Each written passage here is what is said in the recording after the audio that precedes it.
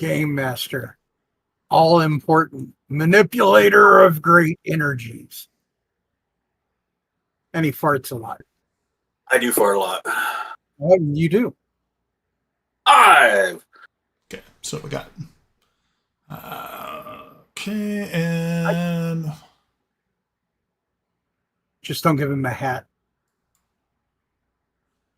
Hey, good evening, everybody. This is Ed, and I am the DM for Dungeons and DiGiorno. You know that game where not only is there a rise in your pants, but a rise in your crust. Hope everybody's having a good evening tonight as we get ready to go into the next session of our game. At the beginning of this, let's go ahead and say thanks again to DiGiorno Pizza. As many of you know, they kind of threw some free pizza our way, and hey, I'll give somebody a shout out if they help us and we help them. So let me go ahead and start with the introductions. Brian, I think let's go ahead and start with you. All right. Hi, my name is Brian Anderson. I play Garen the Mouse Thistlemore, a human ranger. Hi, I'm Mike. I am playing Sir Cedric of Mornvale, a human paladin. Hello, I'm Pav. I play Joffrey Bellwether, a cleric blessed with divine powers. Just have no clue who has given it to him. I'm Fizz. And he's I Fizz. see fizzy drinks. And he's got his Gallagher coat on just in case he gets sprayed with them. It's either, so we'll just roll with that. For those of you who can't see, because we don't really see our faces, you see our icons tonight to keep us on our toes. Fizz has decided to wear some type of invisibility elven cloak while he's playing with his Nordic background. So, yeah, it's a different type of crowd. But what are you going to do? Like you said tonight, what's that? Said it's a bar. It's a bar, yes. So we're going to be playing tonight using Owlbear Radio. It's a fairly light VTT, and we're actually testing a few things. We did a couple polls on my stream, the Drunk Dragon on Twitter, where you're testing out D&D dice. Also, you'll see some dice rolls on the screen for me and maybe a few other players as we're getting used to this new interface. We ran a poll a couple weeks ago, and pretty substantially people said they wanted to see the dice rolls. So we're going to throw them out there just so you know that we're live and actually not making it up like games like Critical Role. So from there, let's go ahead and get started. Coming into this session, as you, the party, you might recall, you just fought the Rising Crust DiGiorno Pizza Box Mimic. And to the point that, as I recall, Joff, you were actually substantially injured during that, weren't you?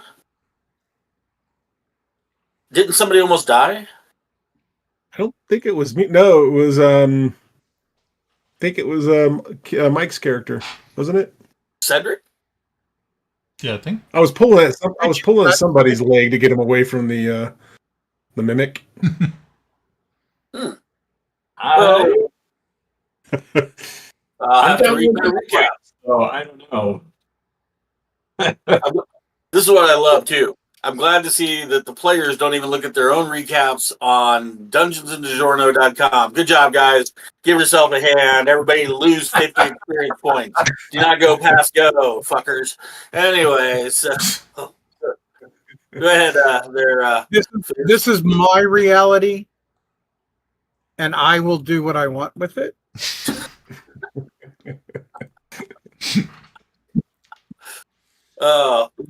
Let's see. That's my reality. No, I'm not going to do fucking Bobby Brown, so never mind.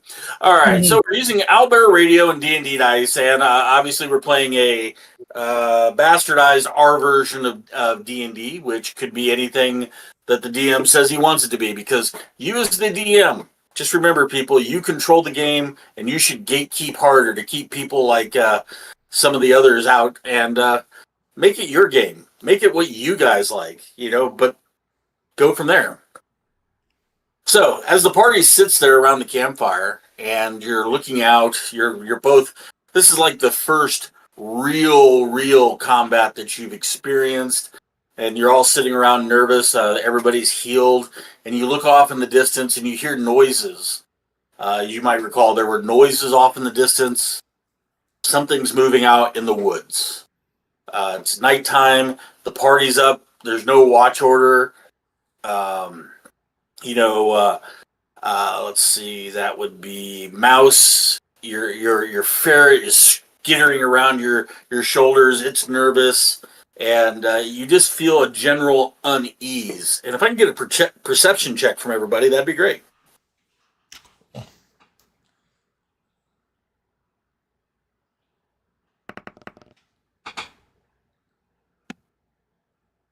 All right, our fancy 8-bit. Good roll.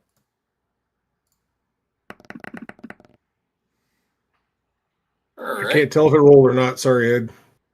It did. You rolled a 21. You actually rolled a nat 20.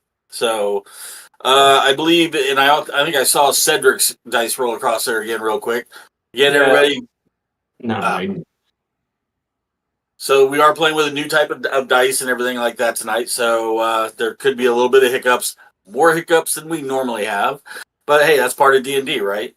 But we did have a critical success, and while the actual graphic representation, maybe you get a perception that maybe it's just lights flickering off wet leaves are making it look like eyeballs, but there's definitely at least one source of eyeballs that is moving.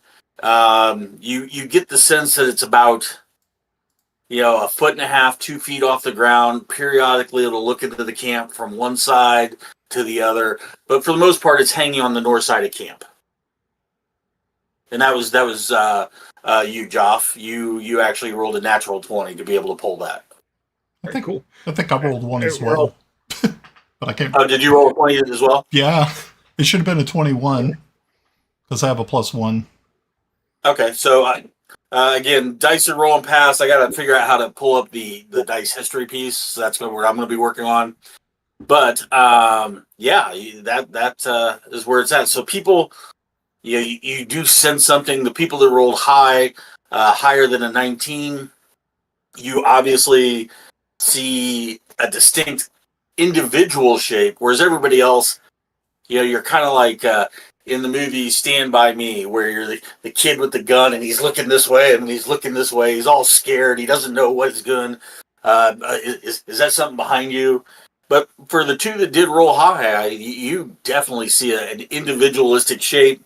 Like I said, about 2.5 feet off the ground. I rolled 16. What wonders do I see? You are definitely, you didn't roll high enough to determine that there's only a singular thing. You just see a couple things. What were those eyes over there? Oh no, wait, no, they're definitely eyes over there. Kind of situation. I'll go back to exploring what's in that displacer beast chest. The what? That chest, the rising crush chest. Oh, I'm gonna- the mimic.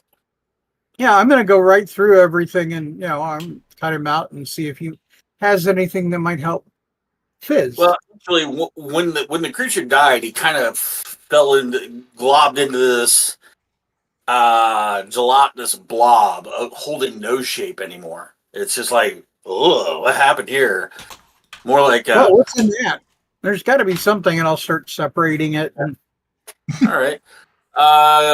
Hold on. if Let me it's pull up. your eyes, it's still good.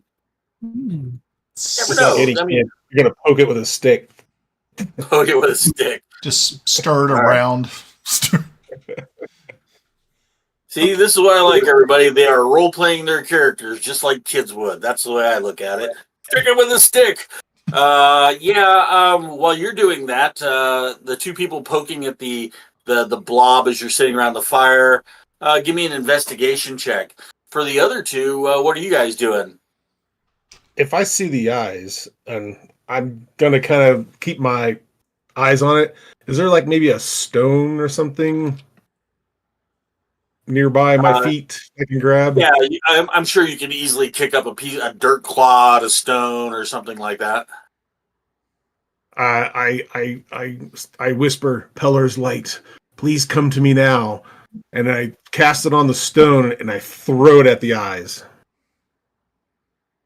All right. Well, let me go ahead and close some of these out here real quick. That will get my attention. Light and the darkness. Thrown. So you're casting light on a stone and you're throwing it. Can you mark on the map roughly where you're tossing it towards? Where's the eyes at? You know, there's this break in the trees to the north. It's more like right in there, because what you have is you have this natural clearing next to the road that's probably been used as a campsite.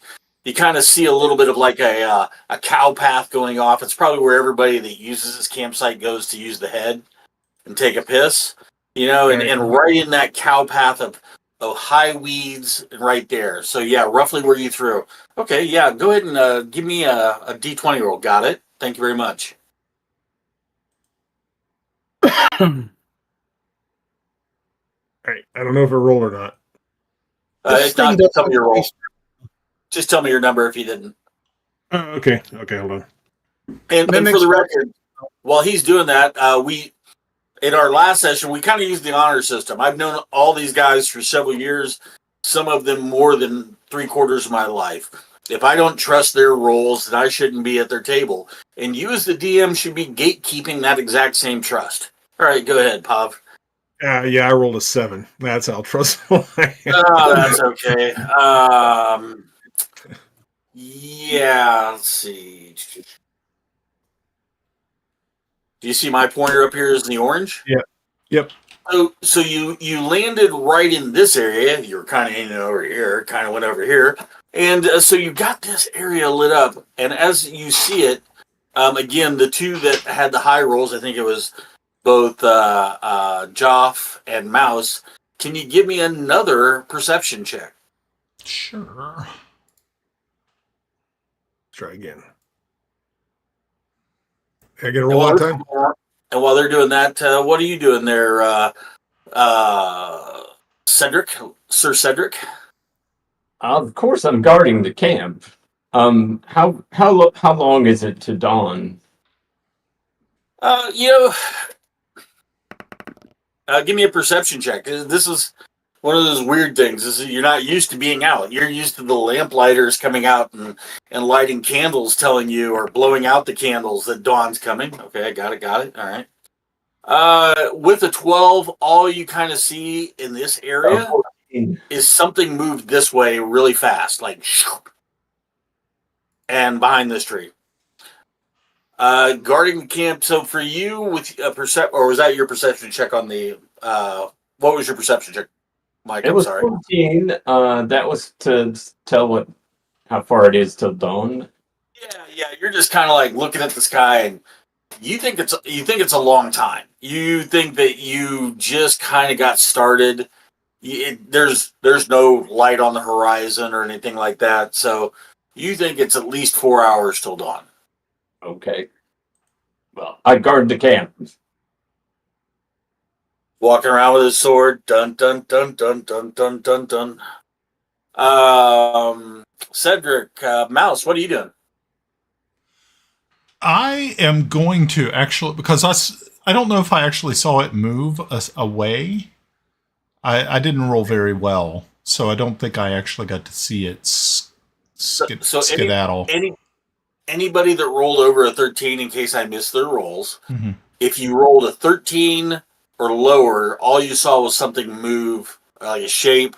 If you rolled higher, let me know, and then I can give you a little bit more description. Okay. So right now, if you rolled low, all you saw was something move this way behind the tree. Uh-huh. We'll go with that. Okay? Okay. So what I would like to do is I'd like to cut left on the map behind like these trees. I don't know if I can't really mark where they're at, I guess.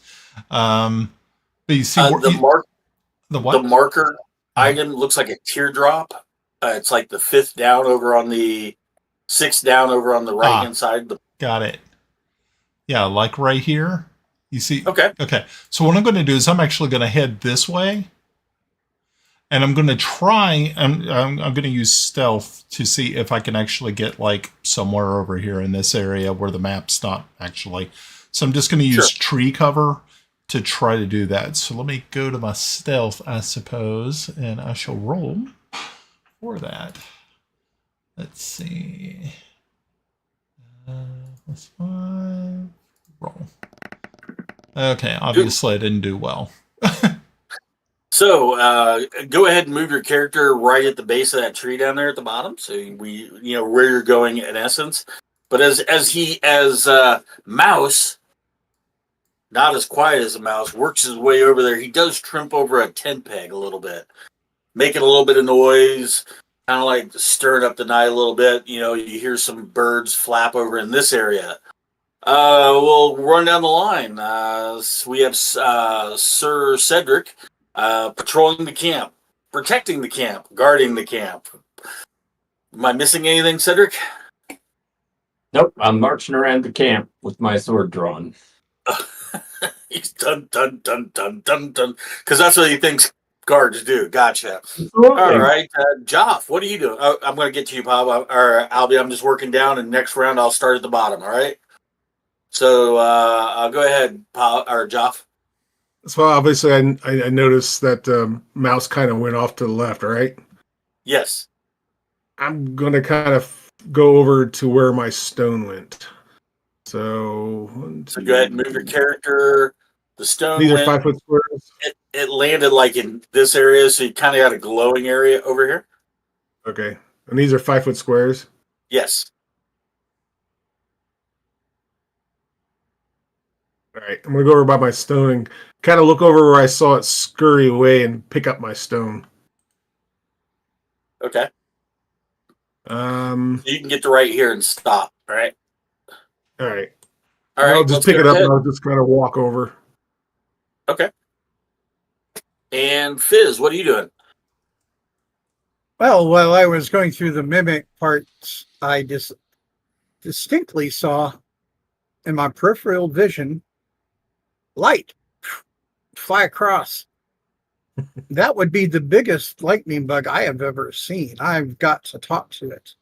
I'm going to go over where that light went.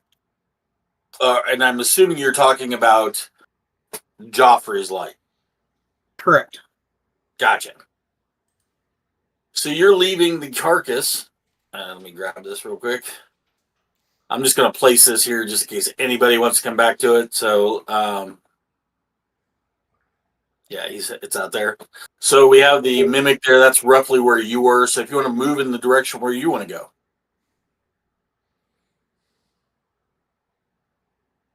And I'll be looking around. Where did it go? All right. So as everybody gets to their current locations, we have over here, we have Fizz, and we're going to start with Fizz. We're going to move around a little bit to keep everything moving. We have Fizz. You arrive, and you're looking around in the trees, and you don't see anything.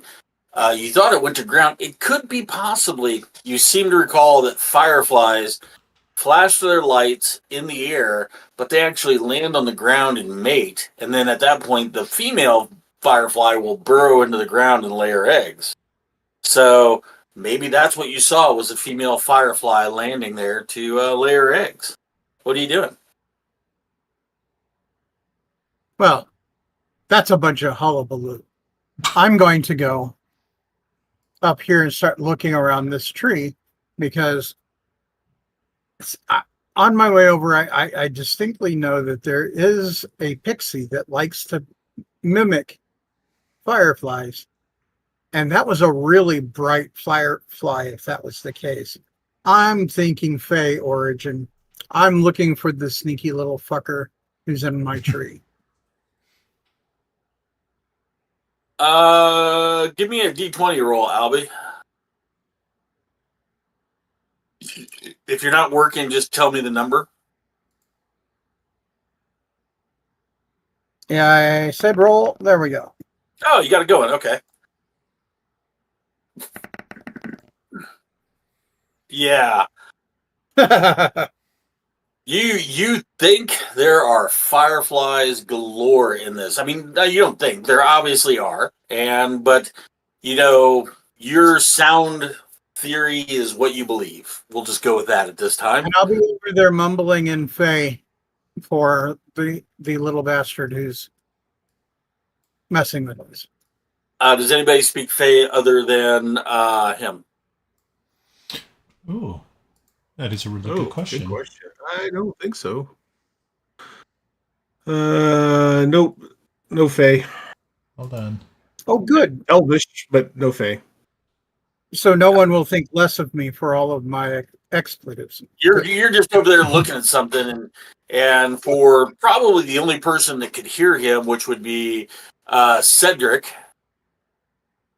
No, I stand. Yeah, Cedric. Still getting used to names to faces here yet. Cedric, you can hear Fizz talking over there in the Fey.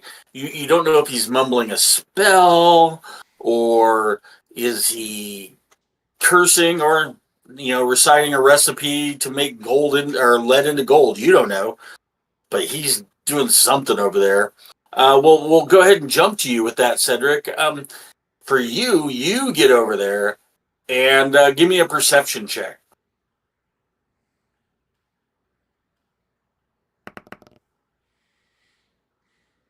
Any mods? 13? I got it. All right, so you rolled a 13. You don't notice anything. Again, you're in about waist-high-ish grass to you as kids. There's a little path that goes off kind of in the direction Fizz is at. Maybe that tree over there is something special because, there's that little cart path that everybody's gone off out of this campsite that everybody walks down, but that's all you see. But it is deathly quiet. You do notice that it's quiet. Earlier, before the attack, there was crickets and night flora fauna making noise. It is deathly quiet. What do you do? Do the rest of us have a chance of noticing the quiet? No, you're actually over there kind of just, you're not noticing the quiet because you're disrupting the quiet. So what are you doing there, Pav? Or, I'm sorry, Joff. I'm gonna kind of talk out. Hello? Is someone there?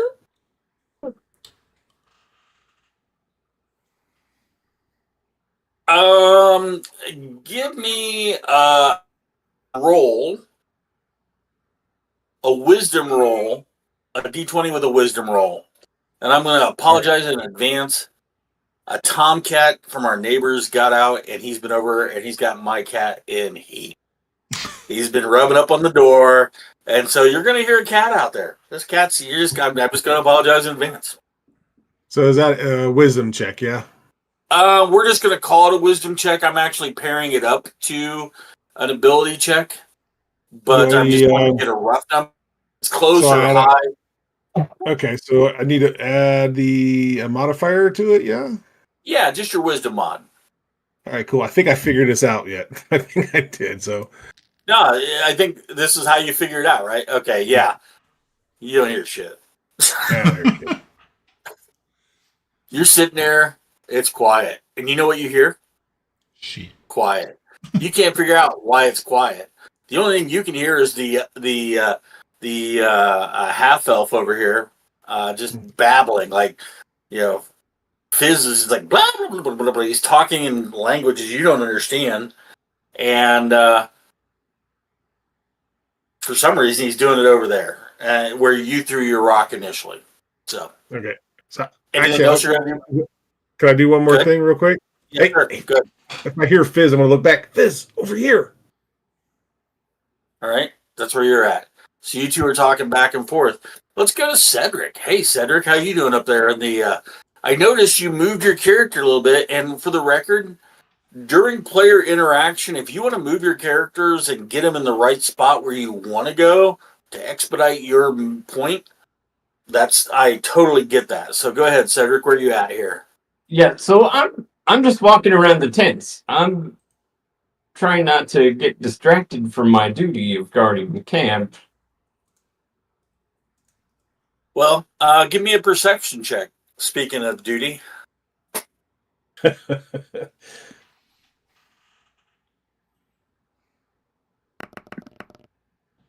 Yeah. Yeah. When they thought of duty, honor, country, well, you weren't included. Yeah, you're just kind of marching around out there, kind of kicking rocks. Part of the time, you're like kicking rocks, like, God damn it, why do I have to be on guard duty? Oh yeah, I'm a knight. Fuck, man, why aren't they on guard duty? Shouldn't they be serving me? Shit, man, fuck. You're just kind of like going there kicking rocks. You don't see shit. And let's go ahead and move you over by the wood pile now, since you're kind of working your way around the camp. Meanwhile, Mouse, Okay. you had a really good attempt at moving quietly. At least you thought so until you tripped over that tent peg. So, what are you doing? Okay, so I'm still going to try to continue on. I'm going to once again try to establish stealth and to see if I can pull this off. So I'm going to ask a quick question here. I get it. You're kind of moving off the map. Yeah. I'm all cool with that. We're gonna put some suspension of reality. I think when you move your character off the map, it still appears on the stream, doesn't it, Brian? Yeah. Okay. So you're gonna assume that there's a tree here and this path continues. Okay. Yeah, because what I'm kind of figuring is like the rest of the tree is over here. This tree, I'm gonna go like around this tree, and if there's something over here to hide behind, so I can get like a different perspective. Yeah, that's kind of what I'm looking to do.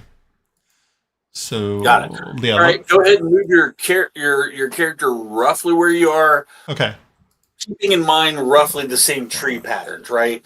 And the criteria here is this is a campsite that's probably been on everybody's travels. So there are obviously paths where people go gather wood, get some rushes to start a fire. Where Fizz is over at the piss tree. He's there's all these things that this is what a campsite would be along the road. So who was that throwing a 15? That was me for my stealth. Okay. I don't know. Does it add the 5? Because I have a +5 in stealth, but I don't know if it does or not. It did. The dice reads as a 15. Oh, okay, cool. But I get a little pop up that shows modifiers. That's why I have to look over. Unfortunately, you're coming across as player 1, and I have to remember that's who you are. Oh, okay. Hey, can you change the name on those, or is that not a thing? I'm sure we can, and I'll leave this on for the players to play with their roles and stuff like that, and work with the mechanics. I just don't want to drag down game time. Oh, of course. Okay. This is kind of the beta of what we're doing, so we'll just work through it. But no, I get totally where you're at. Everything's good. So you're over in this area, and you rolled a 15, right? Yeah. Stand by.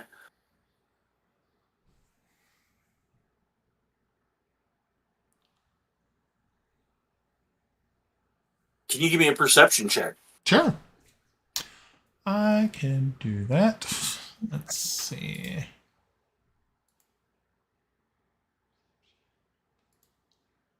And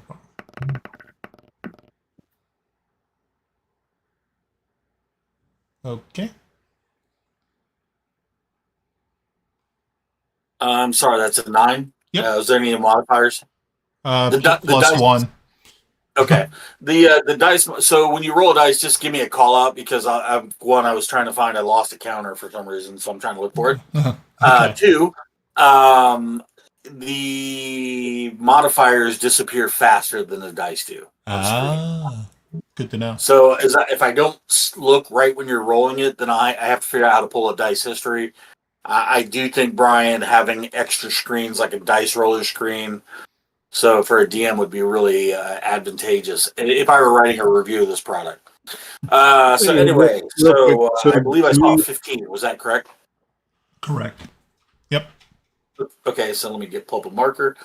So ending your current action, as you get right about there, you move around. You kind of come around the clockwise side of this tree, and it's just as you hit the 11 o'clock position, You hear something in this direction, but you also hear something in this direction.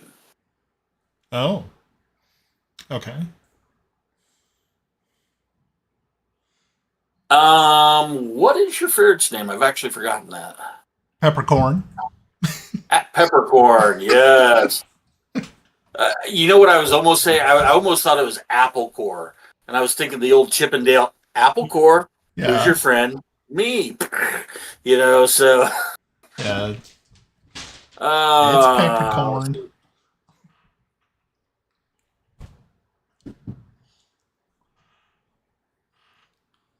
You know what? They don't have ferrets as enlisted anywhere. Okay. So we're going to roll with it. Give me a d20 roll for your ferret. Because, you know, this is a companion. Yep. Not quite your animal companion, but it kind of stays around most of the time and you feed it. So it's kind of yours, right? Yep.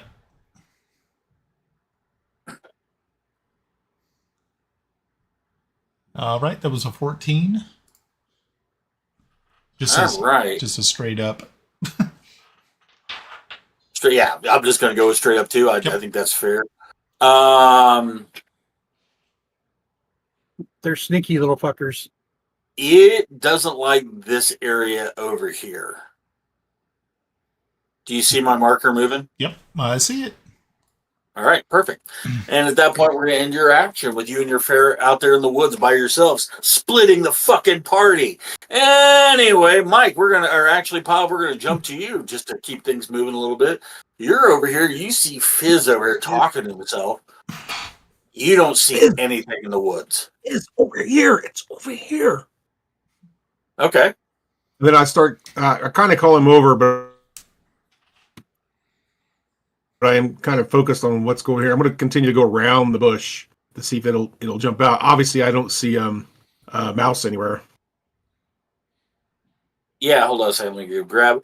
Move again, like we just said with mouse. We're going to assume this tree, and then everything around this is open grassy field. We're just going to assume that the black is grassy field. It's that high field grass that comes up roughly to your waist. People pull it. They might twist it into balls and use it as fake wood. That's kind of, or campfire starter or whatever.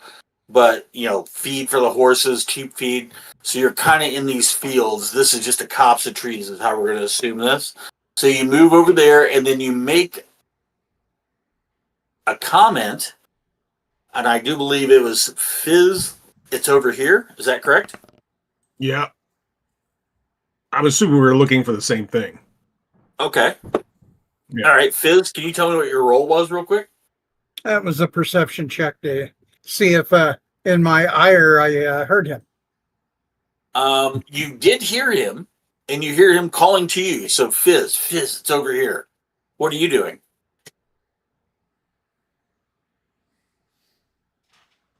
Got it. What's over here? And so I'm knowing that he's an elf. I tuck away by my light stone, and I look at him and said, "What do your elven eyes see?" Sorry, I couldn't help it. All right. So for that record, you currently have the stone, so you don't see anything. It's dark. It's not dark. It's dark.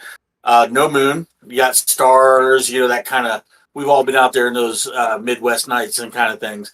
So it's pretty much grassy, a few copse of trees here and there, but you don't see anything currently because you're human.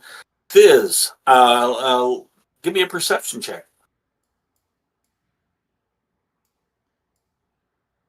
And while you're doing that, I'm going to move for a second here while I'm looking for something. I'm actually kind of pissed. I think I actually didn't make a counter for a monster. So The roll was 19. what was it? 19? 19. Okay. All right. We're going to adapt, improvise, and overcome. Got it. All right. Let me get my grab. You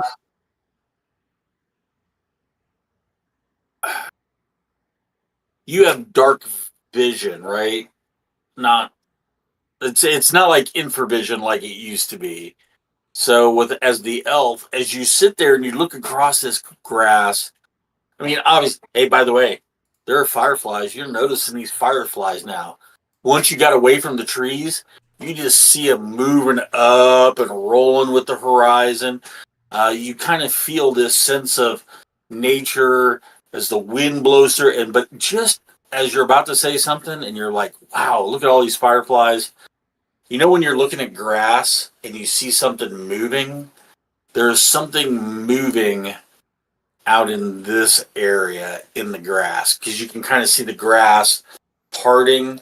It'll move a couple feet, then it'll stop. It'll move a couple feet and it'll stop. What are you area doing? was that?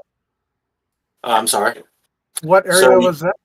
so you guys are right here. See me circling you. You might have to zoom out a little bit because we're going off map. So when you're looking here, about 15 feet out from your perimeter, in what would be, in essence, for the humans, darkness is in this area. You kind of see the grass parting, stop, grass parting, stop. Oh, you mean the thing over there? What's that? I said Oh. I'm the thing over there. Something's playing in the grass. Can you make out what it is? With an effort, I'll try to catch sight of it. I'll give you one more perception check, but at disadvantage because you're kind of like the reason it's at disadvantage at this juncture is you just spotted it, but it's moving, and then you're like, "Hey, look over here!" And now you're trying to catch it again. So, I had a natural 20 and a 17. man, that natural 20 would be awesome. But And those right are now, plus 2. you think it's in this area in the grassy fields. And at that, we're going to go over to what? Nope. At that, we're going to go to Cedric, marching his rounds. Okay, Ever well, vigilant. I don't see shit happening outside of the camp, but I realize that everyone else has left, Yes, exactly. which vexes me terribly, and so I'm gonna go over to the cargo and guard the cargo and fuck their tents. All right. So currently, as we go into the next round of actions, we have, I think, because I want to make sure I got everybody. We've got Mouse, a little bit off the reservation, just outside the camp. And we have Cedric and Fizz on a little bit on the north side of the camp. They think there are things out there. They're not quite sure. We and currently we have Mouse looking in this area, and his ferret is not digging this shit at all. Meanwhile, we have these two looking in this area, and well, Fizz thinks something's out there playing, but he's like, "Yeah, it's over there. What's the big deal, guys? Shit!" But there's something either laying down or not moving in this area, but it's definitely there and alive. And we have Cedric manning the post. So we're going to go down through another top round of actions, and we'll just go ahead and kind of keep this flow because Brian, you haven't been in a while. Let's see what Mouse is doing. Okay, so being that I see that Peppercorn is kind of upset about the whole situation, my vision is pretty limited, being as I'm a human. I'm actually going to double back. I'm going to go 10, 15, 20. I'm actually going to go here and hang tight for just a moment. Yeah. Hopefully using the light of the fire to kind of help illuminate what's out there. But I'm sure I can hear Fizz going on in that strange, weird, like, language or whatever that he's talking in. I don't know if he's still doing it or not, but I'll kind of get a No, bead on where they're at. At this juncture, they're not talking. Oh, Right about the okay. Well, actually, right about the time you get there, you disengage and you get there. okay. We'll just go ahead and get a perception check just to kind of get what you sense in the Sure. area. You know what I mean? Okay. Perception it is. Okay, this is a roll of 20. Okay. Yeah, I didn't pick up anything. That was a 5, and I had a 1. So you do hear talking out here, but they're kind of you hear low whisper. Ah, it's over there. It's kind of like low talk, high talk. You know that's to your north, because again it's dark, so you just see silhouettes. You see, actually, as you came into camp, you probably saw Cedric over there just holding his sword, guarding the cargo, and you don't detect anything from this area. Okay. At this point, Cedric, you see Mouse come back into camp. Are you doing anything, or are you going to hold your action for later? I'll give him a salute with my sword. Salute is a free action, so Cedric acknowledges Mouse coming back into the campground. Meanwhile, Fizz and Joff up on the north side of camp. What are you guys doing? I look at, kind of glance at Fizz a bit. Maybe it was just an animal. How tall is the grass here? It's about okay for an adult. It's about waist high. And I'm going to use an example that a couple of people here. Remember, we used to go out in Mary June's, and the grass would be, a little bit high out there in the fields, especially around creek beds where they weren't farming it. So it's about waist high, about 2.5 feet. Yeah, I kind of keep looking out there and I tilt my head toward Fizz. Maybe it was just an animal. Curious about our fire. Smell the cooking. Well, there's lots of fireflies, and they don't seem to be bothered. I don't know what it is, but I just see the grass moving, and it's not coming to us. Hail, friend! Friend, come on into the fire. It's safe. For those of you who are playing along at home, I'm actually stalling while I'm trying to get a new counter made real quick. Cedric, you hear "Hail, friend" to the north side. How loud do you yell that there, Fizz? Well, I don't put my diaphragm into it, but I'm pretty loud. So you're saying you're enunciating to the back row? Let's just say high middle. And middle row. Okay. Definitely enough in the still of the night. In the still of the night. Cedric, you hear off there, "Hail, friend." You hear a challenge going on. What do? You've been kind of back there holding your action. Yeah, I'm just gonna be alert to the north. Yes, I'm still holding my action. All right. Still holding your action. Gotcha. And then as we sit there, and so you're holding your action, we've got Fizz out there. Joff, you hear Fizz say that. What do you do?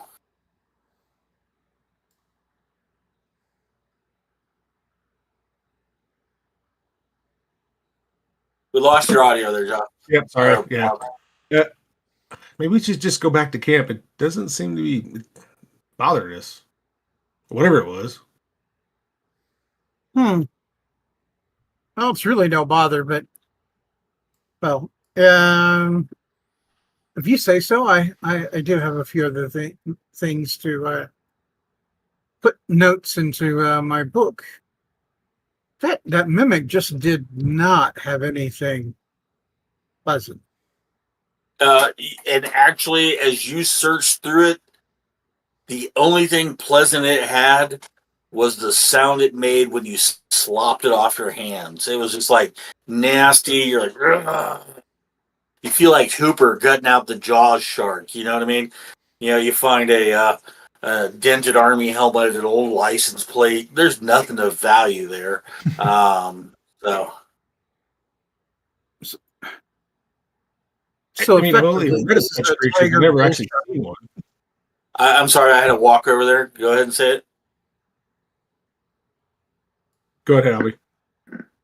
No, I was just saying that effectively a mimic is nothing more than a tiger or bull shark.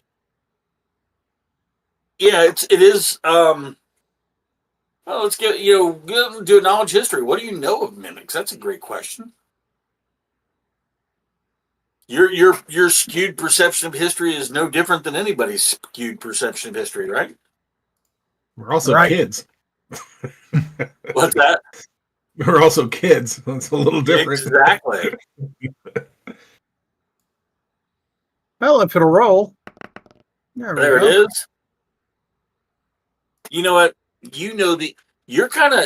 I think the thing that interests you is that all of the legends, and you just can't understand it. Why would anybody open a chest without hitting it or whatever a couple times? Because every mimic is a chest. Jesus. It's the most obvious thing to be a mimic of. You would think mimics would be all kinds of cool stuff like backpacks or. So this is a unique find. You found a mimic that varied from the norms of society. And all of the hard parts turned soft. Yeah, you'd heard. There were times in Greyhawk where you might have been sitting under a windowsill and you heard the prostitutes talking about things turning hard to soft. Maybe that's what it is. They're using mimics. I do, in fact, understand the birds and the bees, and that is not the case. I found it interesting that the hard outside of the box and opens up and there's teeth with a big tongue. It just, where did they go? Yeah, that's the part you can't quite grasp. And by the way, everybody place your tokens where you are on the map right now. I do have Cedric currently still doing the thing. Fizz was moving back into camp contemplating. Joffrey, there you go. So you're kind of back on the map. So everybody's kind of back on the map. We got Big Ced over there. Man, he's got to go through a growth spurt because I keep wanting to call him Big Ced because James had a football player that played with him named Cedric, and I used to call him Big Ced. So the fact that he's a little kid cracks me up. So Cedric, you see the two come in from the north, and then you see Mouse kind of slink in much better than he slunk out, and they're kind of coming in, and it looks like they're meeting on that north side of camp. What are you doing? I'll say, hail, what news of the north? What news, Riders of Rohan? Well, we didn't see anything. It's whatever it was. It's gone away. Oh, All you can see. Yeah, it seems to be just lounging and playing out there in the grass. Clearly not a threat. Clearly. Well, perhaps we should set a watch for the rest of the night, just in case. We did have watch. You and I spent ours together. Did you hit your head? Not at all. Do you need help? Okay. As I kind of walk we're gonna do over, a round robin. Brian, what are you doing? I'm sorry, Mouse. What are you doing? Well, I'm going to say, well, fellas, it looks as though we have something a little bit more than just what you all were looking at in the north. Peppercorn here was very, very upset. There was something going on just a little bit from what I gather, southwest of us.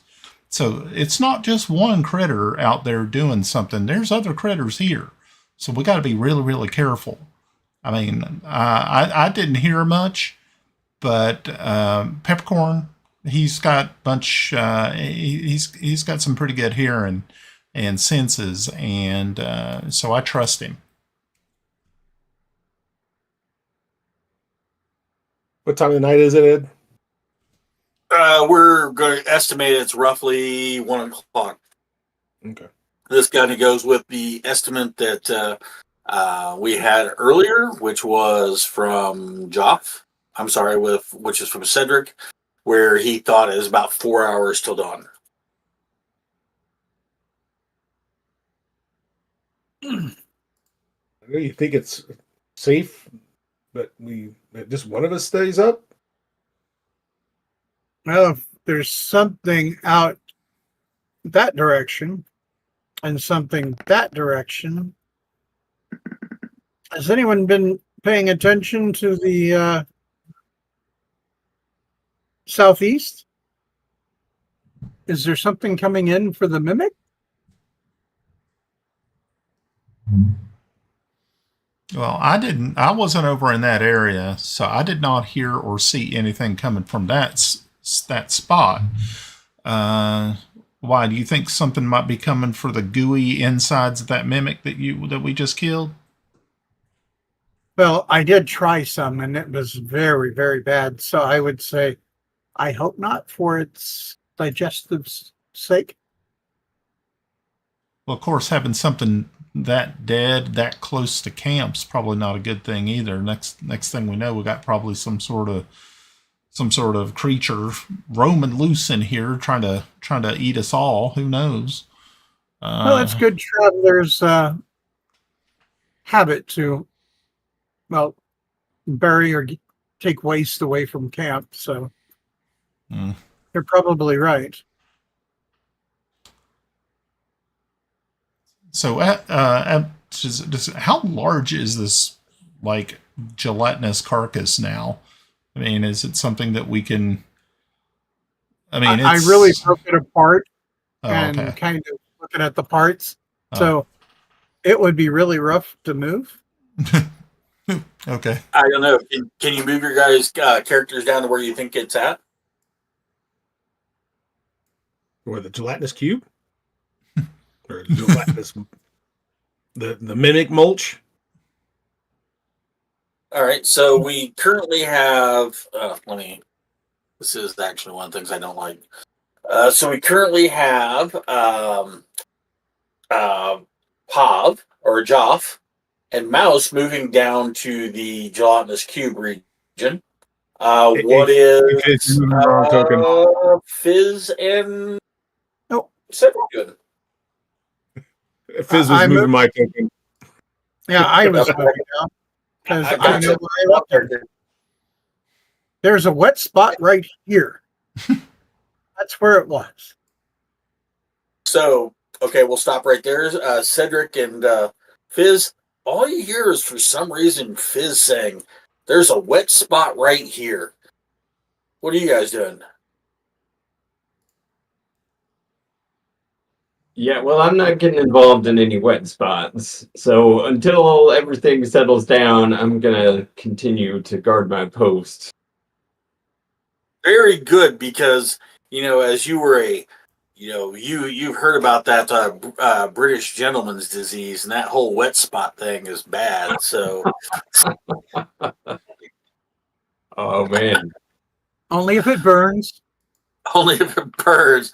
How about you, Cedric? What are you doing over there? I'm sorry, Joff. I got you two. You two. Whenever you're two side by side, I almost named one Cedric and one Joff. So I'm going to go forward. I'm going to move forward as well. And as I listened to him, I said, well, maybe we should, if we can't bury it, can we at least burn the area it was in? So, all three of you that are down there, give me an investigation check, and while that's going on, and don't yell them out. I'll see them as they come up on the screen. Keep a track of your rolls, and let's go ahead and say, Cedric, give me a perception check while they're down there looking at that. Okay, I haven't been having too much luck with that, but we'll give it another shot. No, yeah, kind of continuing the theme. I'm going to re-roll since it rolled twice. Oh, is that how that works? Yeah, if you misclick it, it'll go, hey, we'll just add as many 20s as you would like and put them together.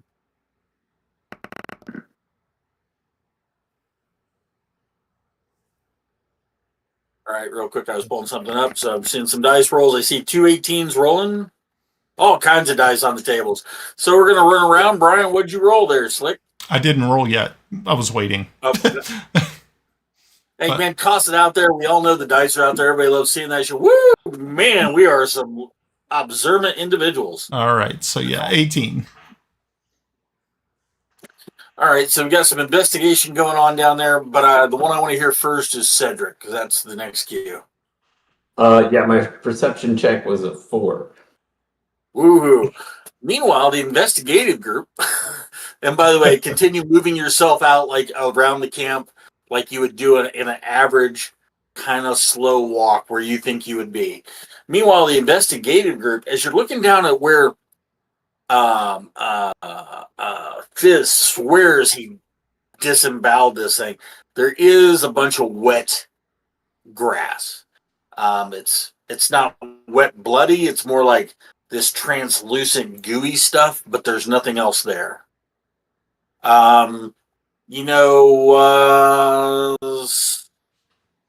Fizz rolled a 22. Okay. I mean, that's what you see. That's what you see. That's for the investigation. You know it's there. I mean, you're going to have an advantage because you know that's where you put the dead body. And there are signs of a dead body. So, yeah, Fizz gets that. But, as Mouse sits there, he's like, my people, we used to be great trackers. So if you want to give it knowledge nature and see if you can see something real quick, maybe where it was drugged to. Okay. Let's see. And I'll give you a choice between knowledge nature or survival check there. Oh, Whichever works for you. let's see. Oh, let's go with survival. That's always good. Alrighty. So this is let's see what happens. Oh yeah, no, I know nothing. Yeah. You're like, I don't get it. Here's your outdoor expert, and you're looking down at like, there's not even any drag marks. Where did it go? But I'm not an outdoor expert, remember? I was just a town kid. I never been outside. Oh. I understand that. That's what makes it even better. So I'm a townie. I mean, for you. So everybody else thinks you're the outdoor expert because you're a ranger, right? Rangers know all about the woods. And they're trusting and that influences them. Just like, Joff, he's a cleric. He's gonna be able to heal us someday. So you're being demonstrated. I mean, Cedric over here is the awesomest fucking guard that we've ever had on guard duty. So you guys kind of are turning into the Four Stooges, which is pretty funny in its own right. But you don't see any drag marks or anything like that. Definitely, Fizz, you're like, yep, that's right where I chopped what I thought was the kidney, and then it melted away, and maybe it melted in the ground for all you know. Because obviously you're expert out here in the woods, can't find drag marks. And then likewise, what's that? I can't. I moved just enough to look around that tent so I could see. Okay. I didn't know if Gotcha. it moved over there or if I'm going to find something slurping. So you do not find anything over there. So we'll go with that. All right, and since we are going with dice rolls, we'll just go ahead and we're going to get stuck in for a bit. Since let's go ahead and do an initiative. I recognize we've already done an initiative roll, but again, for the fans out there that want to see dice rolls, I'm all about it too. So let's go with that. Go ahead and roll your dice, and I'll let you know what. I'll call on you when I need your number, and I'm going to throw one here too.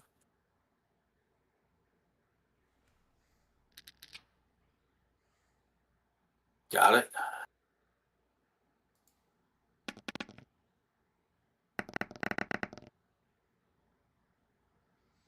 All right. 6.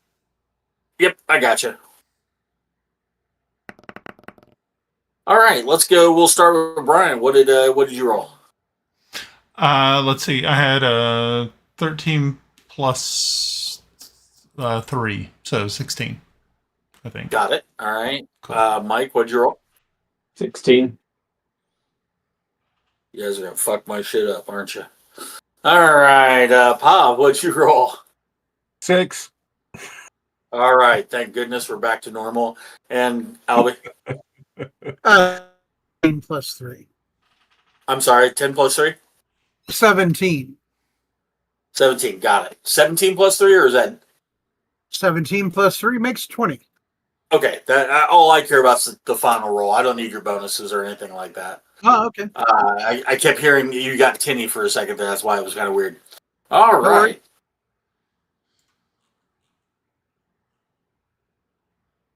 Set this up real quick. Yes, the man.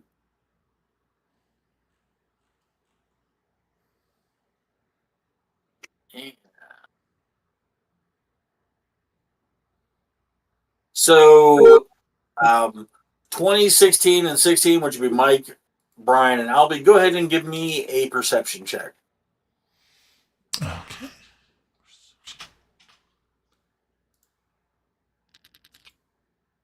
Holy shit. Holy shit. Give me about 2 seconds. I'm just setting some stuff up on different screens. All right. All right. So I heard, oof. Okay, when I heard holy shit, I thought it was great. And then I see a 773, but it looks like Cedric, you rolled a 21. Fizz, you rolled a 20. Is that correct? 20 would have been my initiative. Okay, got it. Okay, so I got to look through the rolls. All right, let's just walk through it. What's the perception checks? I wanted a perception check from. We'll start with Cedric on guard. Cedric, what'd you roll for perception? It was 21. Got it. Problem is, I had another screen up. I was pulling some stuff up. A little bit of DM unprepared. I'm playing on the fly here, so we're working with it, right? Yep. People did shit that I didn't expect them to do. Hey, that's part of the game, right? So anyway, you rolled, and you definitely hear something over in this area. Do you see my token mark? Uh-huh. Okay. And at that point, you hear something, and you are the highest as. I take that back. Albie's the highest. So Albie, what'd you roll? I walked it backwards. What'd you roll, Albie? I rolled a 7. 7. Okay, you didn't hear anything. For initiative? Oh, for your perception. Got it. Yeah. So when 20 you hear anything, you don't hear anything. Okay, I got it. Mike, we're just gonna walk down the roll. You hear something over here. Albie, you don't hear anything. Mouse, you're over here. What did you roll? A 3. And Joff, you're right next to Mouse. What'd you roll? For my initiative? No, for like a perception. I wanted to hear everybody's perception rolls. We're not going to get to you, but I just want to hear if you hear something before whatever happens. Okay, yeah, give me a second here. Let's go here, and I think Only because the person next to you rolled so poorly. Perception 6. All right, so and roll. So 13 plus 6 is a 19. Okay. You roll. That's a great question. Roll me a d12. Just a d12, straight up. 5. You hear something over in this area. Do you see my marker? Yeah, I see it. Okay. So we're going to start with Albie on a 20. Fizz on a 20, starting where he's at. Everybody seems to get tense all of a sudden. You get this over feeling. Again, the nighttime has gone deathly still. silence. I'm sorry? I said silence. That I understand from my travels. So, I think something's out here. And I'm going to move over here. Okay. So you're right here next to the wagon. And the guy Correct. who's got the big sword walking in circles. Okay. Perfect. Right next to your awesome guard. Your awesome guard. Meanwhile, Mouse. And I'm ready. And it comes off. Mouse. Again, at first, it's almost like you're a little confused.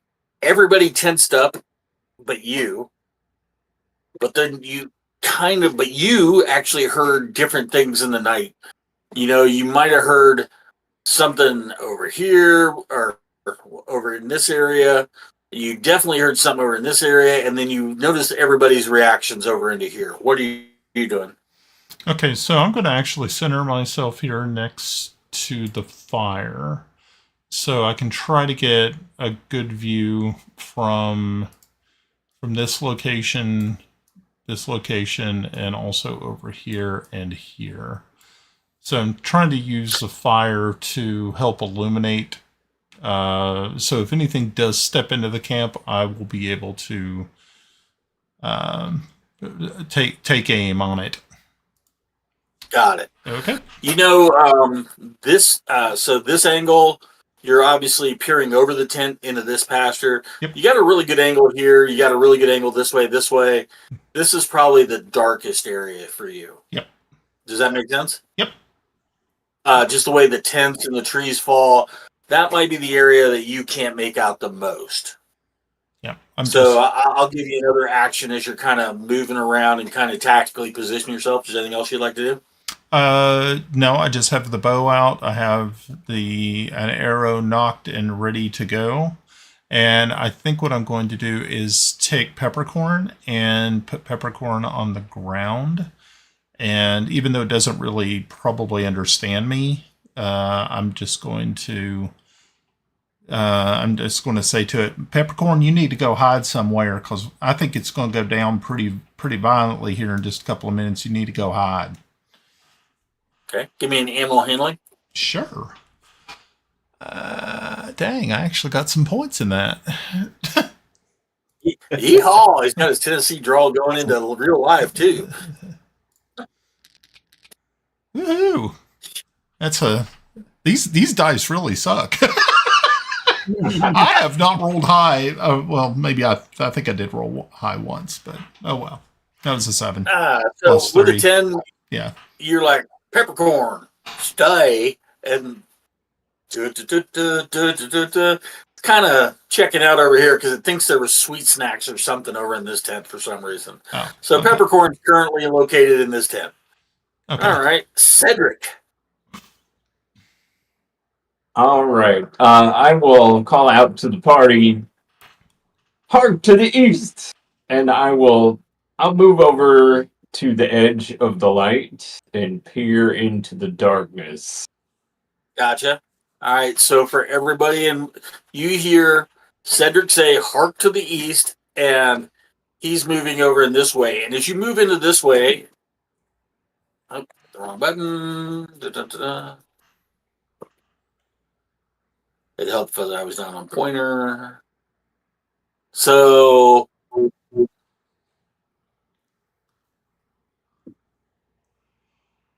ironically, there was barking upstairs on whatever Stephanie's watching, so that was just kind of threw me kind of funny. As you walk over into the weeds, you see this wolf looking at you, growling. Obviously, you don't have multiple attacks, but that's your movement. What do you can attack the wolf or move forward because you're in front of the wolf in the initiative round. Oh man. Well, of course I'm gonna attack it because Okay. I'm a mighty warrior. All right. That's what any knight would do, right? And once a night is enough. Yeah. All right. Oh, 11. What's my 2 hit? You will need a 13 to hit the wolves. Okay, well. For those in the party, you hear the ring of steel, and the Huzzah! And then like a dull thump, like sword hitting dirt or something like that. But something is definitely going on in the northeast region after hearing huzzah to the east. And at this juncture, and we'll go ahead and light everybody else up since the wolves go next. So we got these guys. So we're going to start with the first wolf, which is obviously upon Cedric.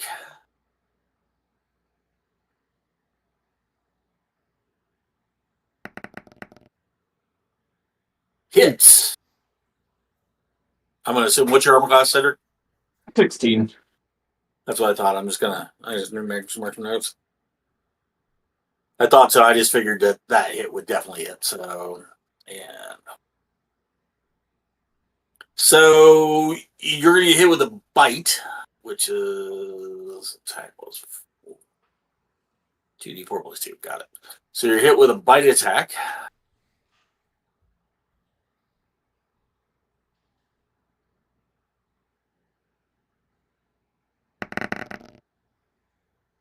We're only going to take the blue ones. I stand corrected. I accidentally clicked the extra dice. So looks like. All right. You're going to take 8 points of damage from the wolf. Out.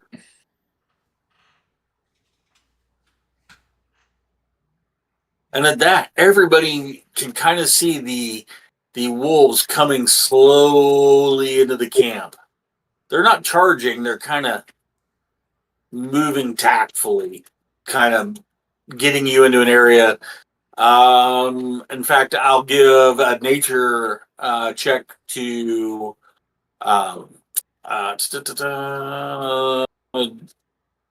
Mouse.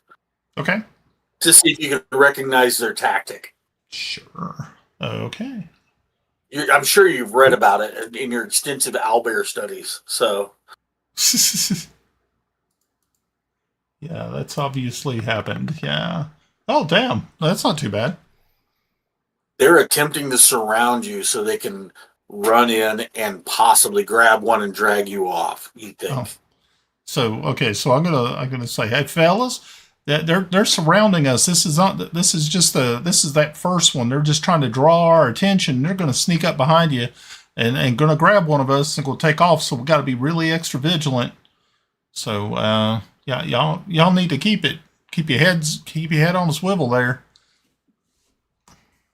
Right. And at this point, Joff, you're up.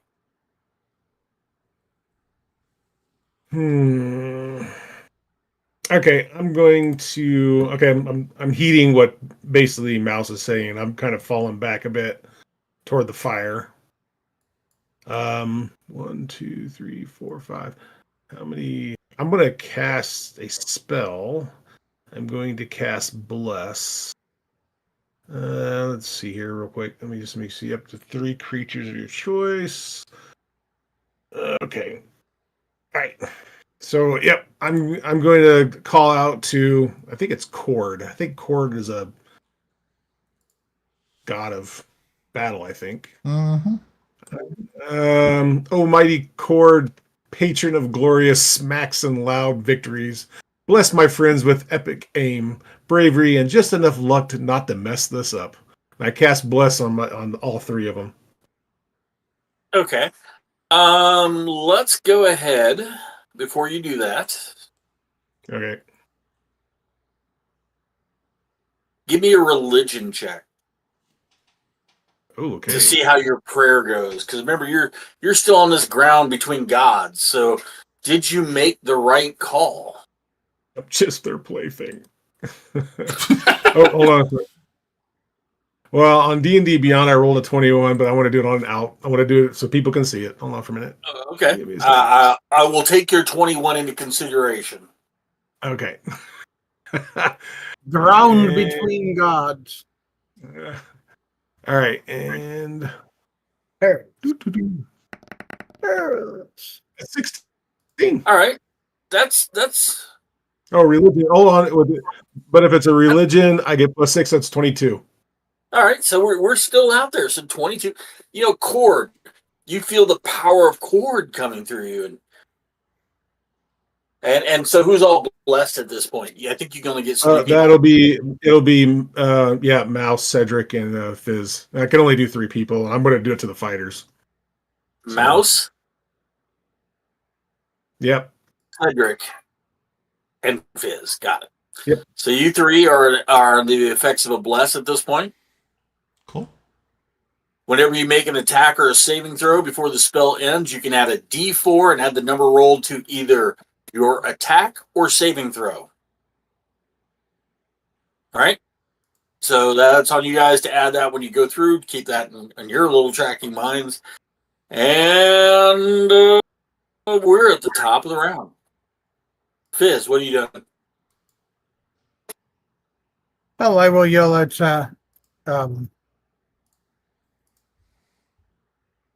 Mike. What's your character's name? Cedric. Cedric. You're not that entertaining, Cedric. You need to have flashier moves. I'm going to yell, Cedric, get back to the light and the fire. Trying to fight where you can only see 6 inches in front of your face. And then I will unleash a Eldritch Blast at that wolf. At that wolf? That's on Cedric. Yes. Just to verify, this one right here, right? Oh, no, sorry. Yes. Got it. So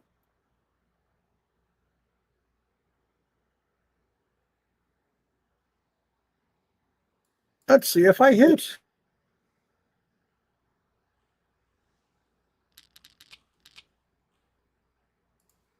You do not.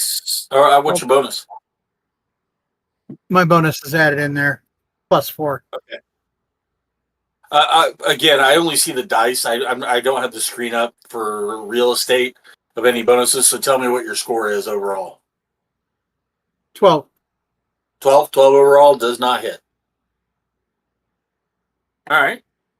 Do you have a move action that you'd like to use, or you yelling does not count as a move action? You can move. Continue plus. I'm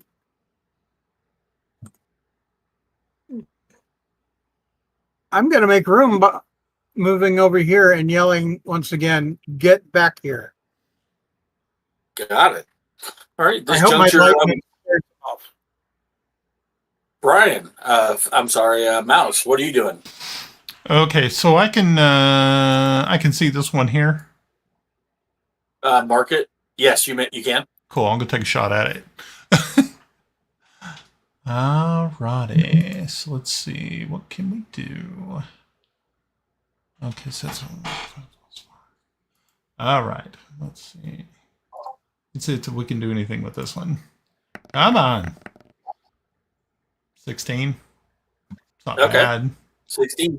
Yeah. A 16 does hit. All right. Good deal. Well, 16 does hit. 1d8 plus 3. All right. Let's roll some damage. It's an armor class 13, guys. 8 plus. Hold on 1 minute. Oh, okay. It's plus 3. And there we go.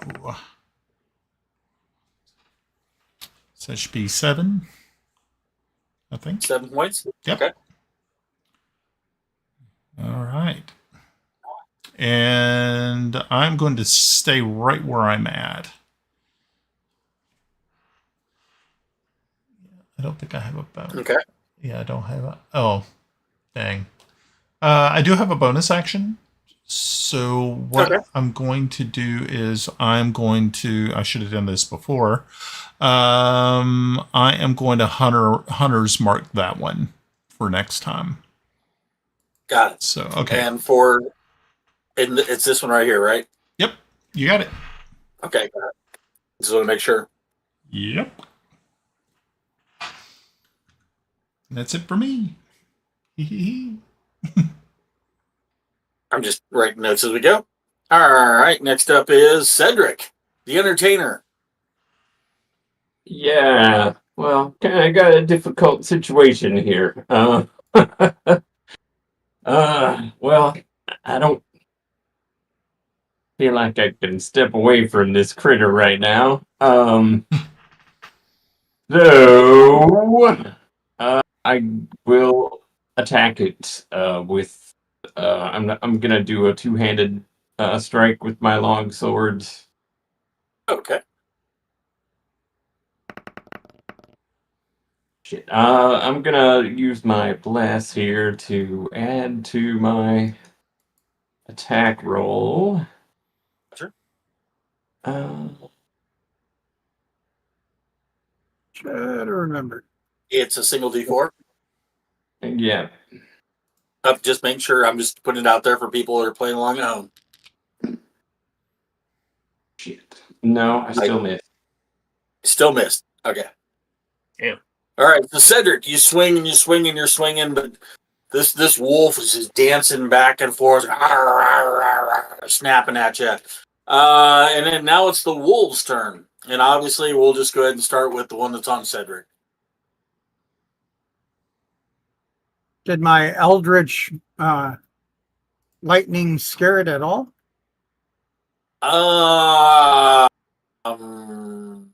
Being attacked from two places.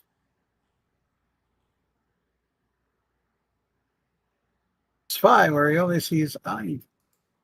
I'm good. He though I just did a quick whiz check on it. He's good. He's not moving. These are starving creatures. They just need a mimic.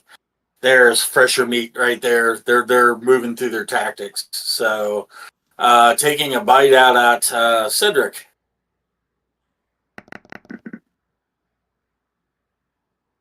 Uh, 13. What's your armor class, Cedric? 16. All right. So just as you swing and you miss, and the wolf bites at you, its bite hits one of your greaves and goes clank. And you're looking at the wolf, and then it lets go. You're kind of like a human tug toy at the moment, but you're kind of let go. The next wolf, the right mark, moves in to attack Mouse. Okay.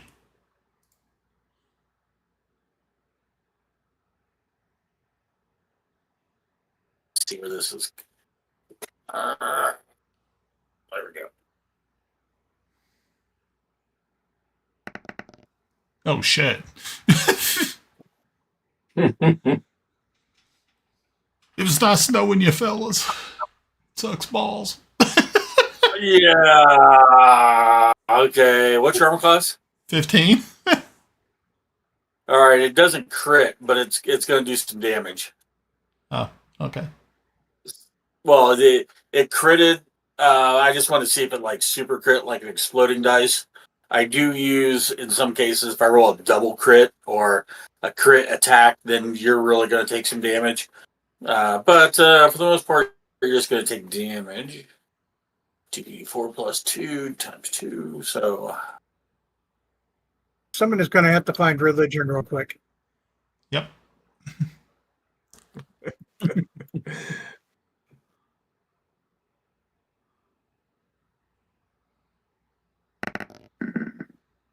11 points of damage. Oh damn. Yeah, okay, so yeah, that really hurt a lot. So as I boys, it looks like I'm gonna be going into the light soon. This doesn't look too good. I'm down to 1 hit point, by the way, so hey. my ancestors are calling out to me. I don't know who they are, but they're calling. And at about this point, as Mouse is like, he's coming. Don't look, Ethel. That's the big one. This is the big one. He's doing. The other wolf kind of moves around, and it moves within. So this came here. It's within 5 feet of the other wolf, so it's going to get an advantage on our boy here, Joffrey. So the attack on him. Joffrey. Yeah, I don't like the interface. Joffrey. Joffrey, save yourself.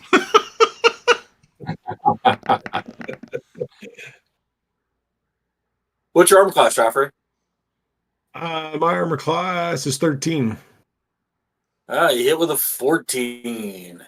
So you're going to take some damage too. I love giving damage.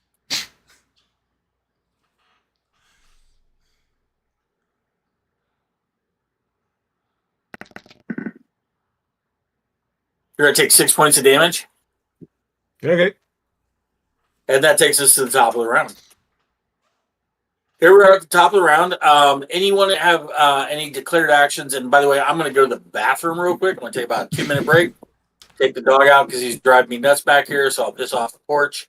You guys can kind of talk amongst yourselves and figure out your tactics. Because I happen to know there's at least 2 people here that says Ed cheats. I throw all my dice in front of everybody. They played with me. I'll let you figure out your tactics really briefly. So Ed cheats. Ed cheats. So I'll let that roll. Just step away for a second, guys. Don't let him fool you. He's in heat. He's going out to see the Tom. It's gonna go out there and watch some cat-on-cat action. Hey, well, at least he doesn't have to pay for that OS subscription. Mm-hmm. And some people pay a little Don't extra give him any for more that. ideas for creating don't give him any ideas for creating a website. So Truth. Oh, what are we doing? Yeah, well, I've got 3 hit points left, so See, I don't see. I think we got kind of a. I could do a withdrawal action, but then I wouldn't be able to touch myself until the next round. And so I kind of have to stay where I am until either I go down or the wolf goes down. Because I know it'll just come back after me. is it disengage a move action? I thought it was. Maybe I'm wrong. I don't know. I haven't read the rules. He's sort of paladin. He's gonna always go forward and build a reverse in that kit. You know what? I think it is it's considered an action in combat. Yeah. hmm.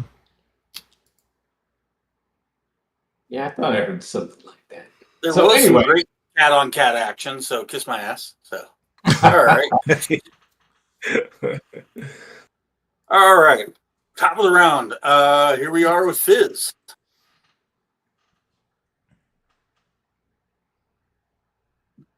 Well, shit. I guess I'm gonna have to.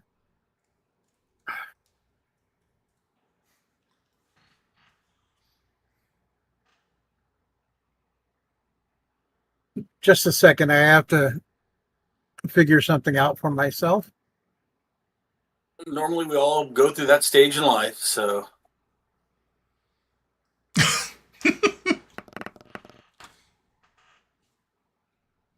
All right, I'm gonna stick to my guy. I'm attacking that wolf up there in the corner with yeah, it's there. Take about 2 minutes longer while I'm trying to figure this out here real quick. How we. Okay, I I'm lost gonna do a little move.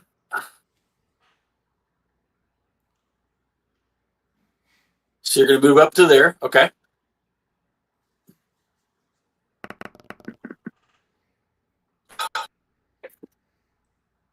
Fizz, the wonderful magician. Yeah.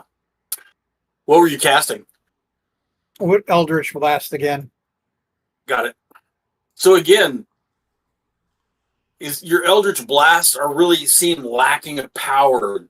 You know, Cedric, you're sitting there fighting this wolf, and you see this like, but it kind of peters out before it even gets to you. It doesn't even like Eldritch Blast. Shit, man. You know, you're no John Holmes. Sparklers in the supply packs. It's the first time I've used them. Mouse, what are you doing? Okay, so hey, what is your rule on switching weapons? Does it take a turn? No, I mean, well, it depends, right? Some weapons, like a bow, everybody always thinks, well, okay, I'm going to take this bow off of me. First of all, if you carry the bow like everybody thinks with the string across your chest, Robin Hood style or whatever, that's all bullshit, right? Right. So to me, switching to a bow means you might have to string it. Okay. Does that make sense? Yeah, of course. Unless you have it prepped. Okay, so I've already had the bow in hand. I was going to drop the bow and pull the scimitar. Perfect. Then that's a draw, and you can do that in the same action. Okay, cool. So yeah, I'm going to do that, and I'm going to try to hit this wolf that literally is chewing on me at this point in time. As I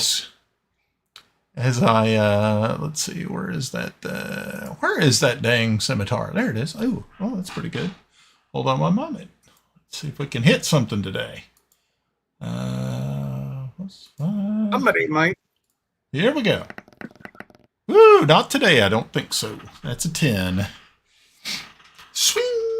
Missed it. And if you give me just a second, I'm getting ready to add another token. Because actions of the party have changed things, so I'm just trying to hit this token on the fly. So work with me here. Bless you. This is where I try to be the ad hoc DM that only my chaotic mind can truly fathom, right? So Yes, you're cheating. no, I wanted to get a counter where the rodent was. For the record, that's not their actual size, but we all get that, right? I'll fix it later. So you swing miss. At that juncture, Cedric, what are you doing? I'm gonna hack at the wolf again. Okay. Two-handed.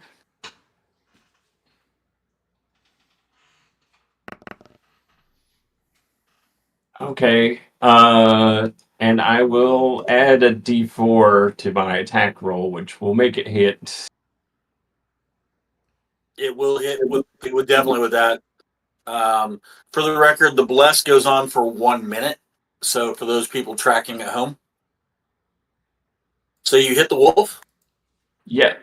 And it's going to be taking 6 points of damage. Okay.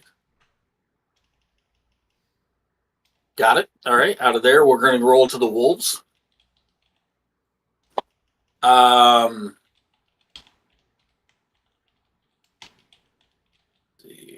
We'll start with you, Cedric, since you just closed that out.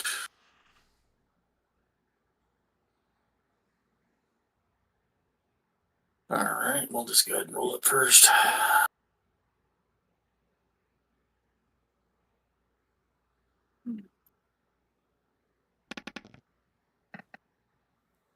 Man, my dice are fucking loaded, man. Cedric, you take a bite again. Cheating. Yeah. All right. You take 5 more points of damage. All right. Cedric goes down. All right. Currently, Cedric is down. That's a great point. I need a down marker, but okay. So Cedric is down, leaning. How bad are you off, Cedric? Well, there's no such thing as negative hit points in 5th edition, so, if there was, I'd be -2. Okay. It was Try to stabilize. I do believe in the negative hit point. I love the negative 10 roll, right? You're going to die. You're going to be bleeding out. If they can help you, we're trying to be heroes here, right? Cedric is bleeding out his bitch ass over here. Anyway, next up. That's a great point. And the wolf is going to latch onto Cedric.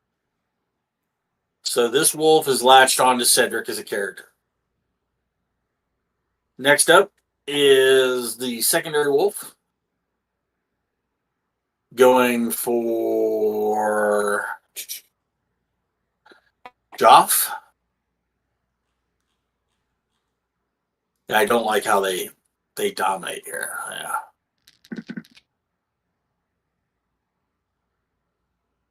And he bites at air as Joff. Joff, you feel this surge, like maybe the gods have come down and protected you, because it just seemed you were waiting there to get ready to be bit, and it just snapped right in front of your face, blatantly missing. And finally, the wolf on our illustrious ranger over here, a mouse.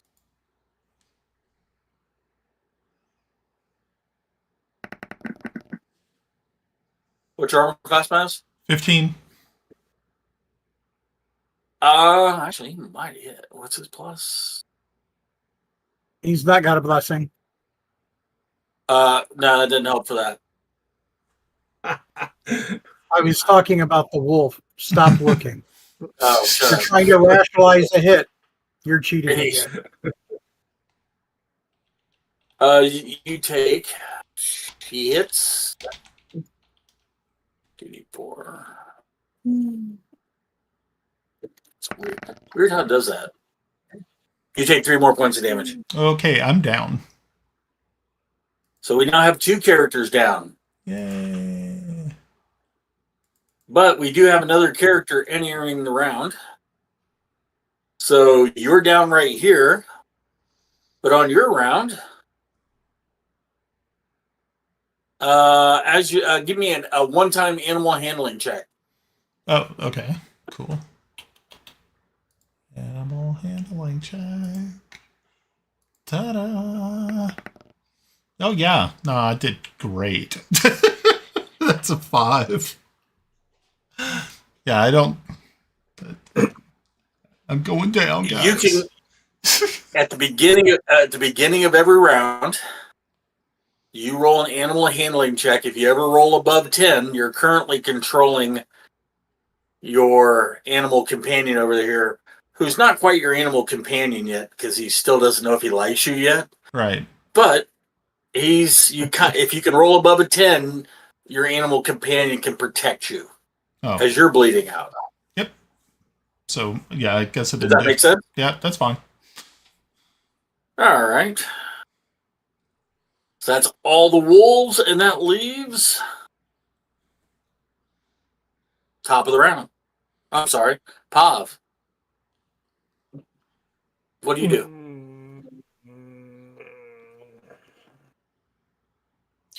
All right. Yeah, I was trying to think about this. I was like, holy crap, I got there's 2 players already down. What can I do? I want to see if I can get them back on their feet. I'm going to cast Cure Wounds on Mouse. How do you want to do cure wounds? How do you want to do cure wounds, Ed? Do you want me to roll, or do you want me to just? It's max. We just do max. It just keeps the game flowing faster. Okay, max. Okay. So, with my spellcasting modifier, Mouse, you get 12 hit points back, Okay. and then as a bonus action, I'm going to use my last remaining spell slot and cast it on. I'm going to cast Healing Word on Cedric. Right before you do that, give me a perception check. Oh, that's right. Yeah, because I'm not sure if he's yeah, okay. Yeah, I get it. Yep.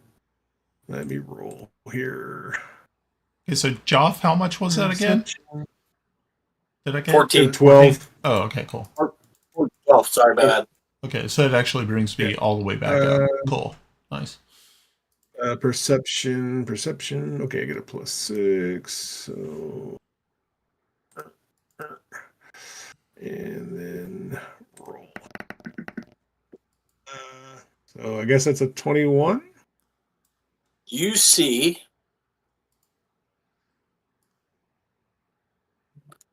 another canine type creature moving across this way, across over here towards Cedric, across the campfire.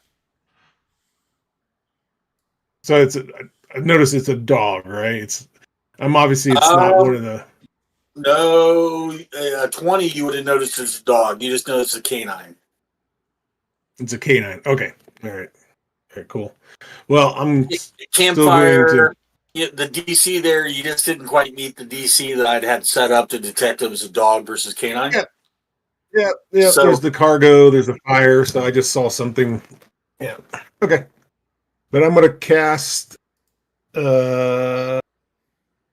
healing word onto Cedric, and that's going to put him up to 8 hit points. Can you do that from a distance?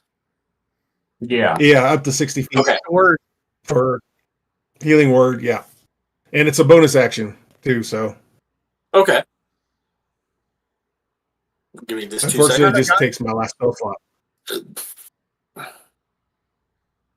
So 60 feet, you're definitely within the 60 feet. So, yeah, okay.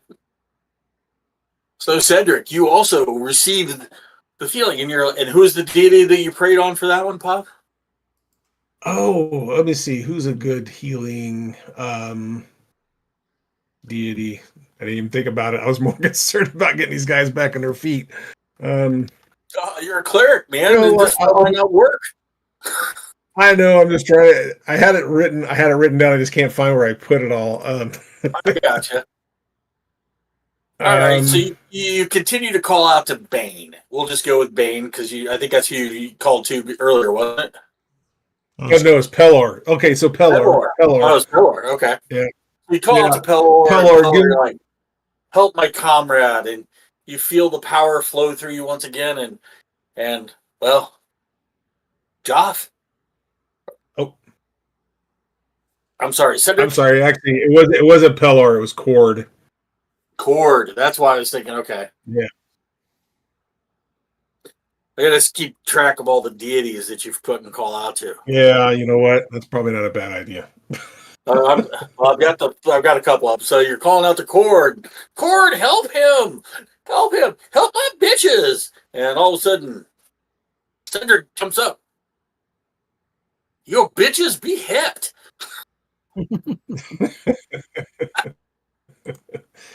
All right, and with that, we are at the top of the round.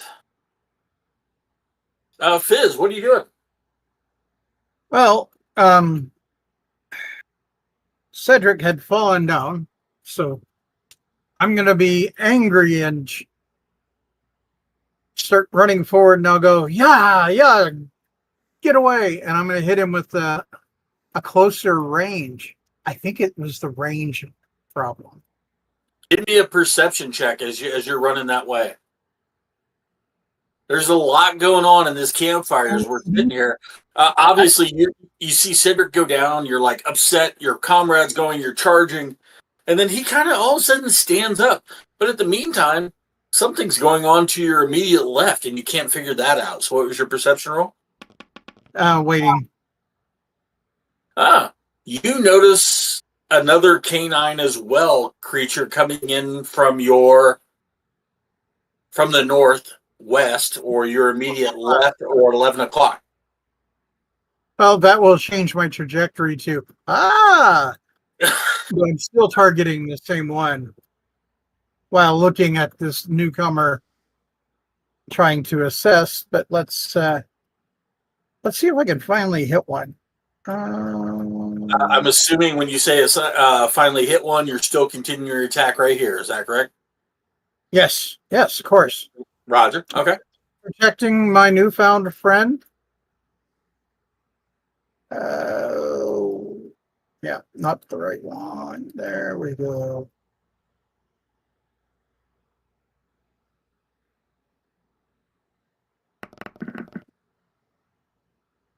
Take that. Oh, I'm sorry. I missed the roll. What was the roll? 17. Oh, are you hit? Okay. Yep, total of 21. And with that, this particular wolf is killed. Range, definitely range. Why does that not let me hide that? That's weird. You know what? Never mind. Wrong clicky device. All right. So that particular wolf was killed, and you're standing over Cedric, helping him up as he's standing up. Apparently, you've seen him zapped and bit and chewed on. He has no wounds. At that point, Cedric, what are you doing? I'm sorry, I'm Mouse. What are you doing? Clicked the wrong cue.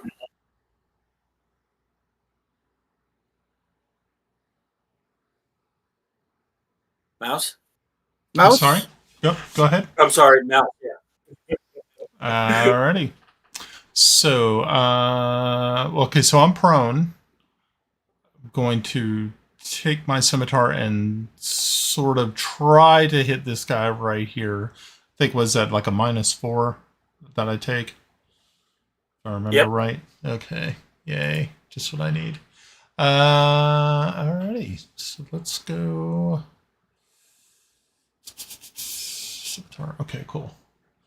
So actually, that still gives me a +1. That's nice. So, and roll. All right, here we go. Oh yeah, nah, just what I expected. Okay, I'm done. Woo! I love first level rolls, man. Aren't they the best? Okay, Cedric, what are you doing? Now you've been popped up. You don't know why. I mean, you feel the power. Man, Cord feels like a pretty cool dude to you for some reason. But you don't know why. Dude rocks. All right. Well, Maybe he blessed you because you're a knight. clearly that's the case. Because I'm the knightiest knight that ever knighted. You could give me a perception check to notice the canine moving in from your northwest as well. You might have noticed me looking, going, "What's that?" Yeah, I got a 9. You got a what? A 9. A 9. You don't notice shit. So you're like kind of staggering around. I mean, you kind of look like Rocky Balboa at the 12th round. You're like, you can still fight, but you don't know where shit's going on. What are you going to do? I am going to 1, 2, 3. Yeah, I'm gonna pass through your square, Mouse, and go here. I've got to walk outside real quick because apparently a cat got outside. Give me a second. Take that water. I'll be a minute. Right back. All right, time for some cheating rolls. It's like my rolls have been terrible this evening. Yeah, I think this dice roller is cursed. Yeah. Yeah, I'm not liking it too much. What are you talking about? I'm throwing all kinds of great dice over here. Like I said, this dice roller is cursed. Okay, what did you roll? Okay. I'm sorry. I didn't. I haven't rolled. I was going to attack the wolf that is on Mouse. So you used full move. Gotcha. Okay, gotcha. So this wolf right there, good job. Yeah, that's gonna miss even if I roll max on the D4. So, yeah, Got it. All right. That was Cedric's use. At this juncture, I believe we've gone now. So Cedric, the wolves, and then we were at Pop. All right. Cedric and the Wolves. Cedric Man. and the Wolves? That sounds like a rock band from the fucking 90s, doesn't it? Shit. Anyway. The first wolf. One of those East German bands that came over after the wall fell. No shit. Bands. First wolf, 1, 2, 3, it attacks Pav. 4, 5, 6, it attacks Cedric. Well, it'd help if I only rolled 1 dice, so you guys are welcome. Oh, attacking Cedric.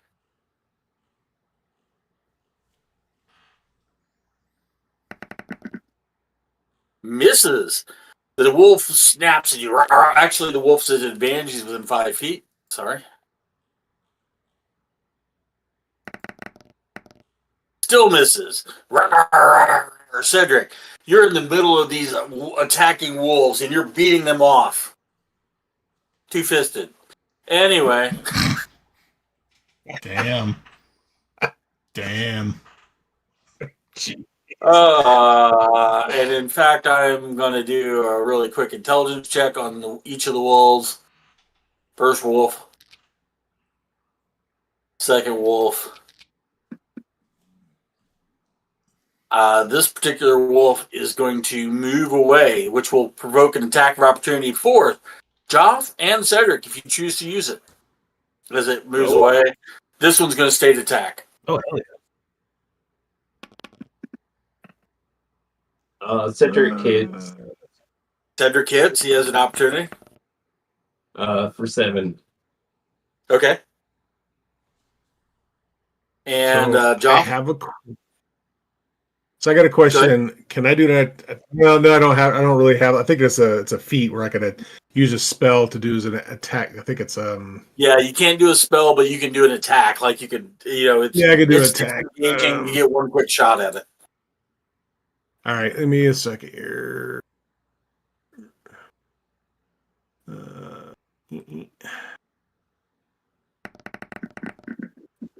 I definitely miss. So both of you,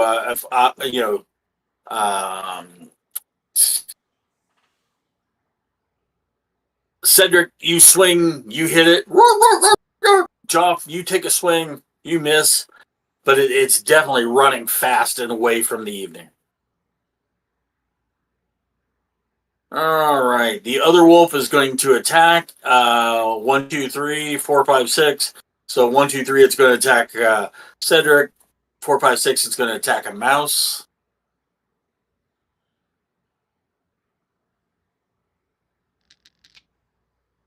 You need a 6-sided die. 1, 2, 3, 4, 5, 6.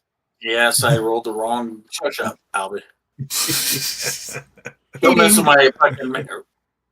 It's still attack on Cedric. Leave me alone. See, the dice don't lie. So anyway, the lower half, higher half. He knows how I play, so get off my junk. Oh, Cedric takes another bite. Really? And you take 8 more points of damage. Cedric is turning into the canine pincushion. I go down again. What's that? I go down again. Fucking max damage for real, dude? Fuck you.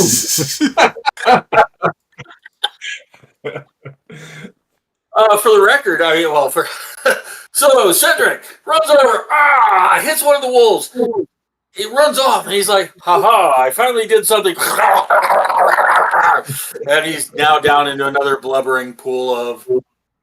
And we're at the top of the round. Albie, what are you doing? Fizz. I'm looking at the new animal. I'm going, good boy. Good boy.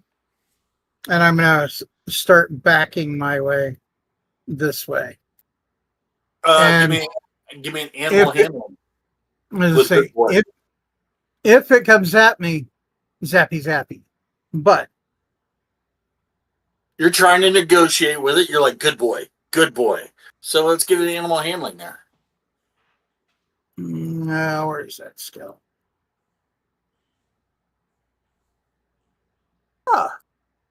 I like that.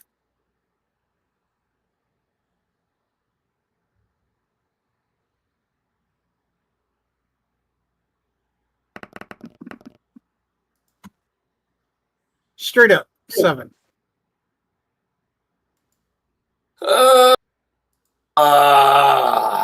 Seven is the dog is like looking at you like, "Arr, arr."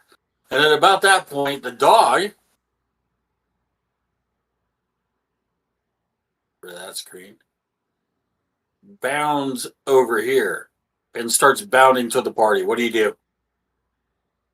Since you both are on the same initiative, I'm kind of working you two at the same time. You said dog? Perception check, dog. I would give you a perception advantage. At this point, you realize it's not the same mangy wolf, but you also realize animals travel in packs.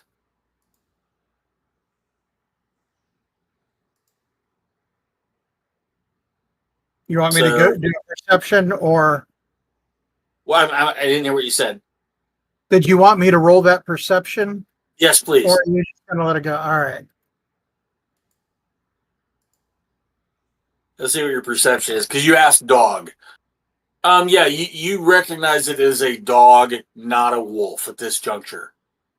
But it's running over towards your party over here.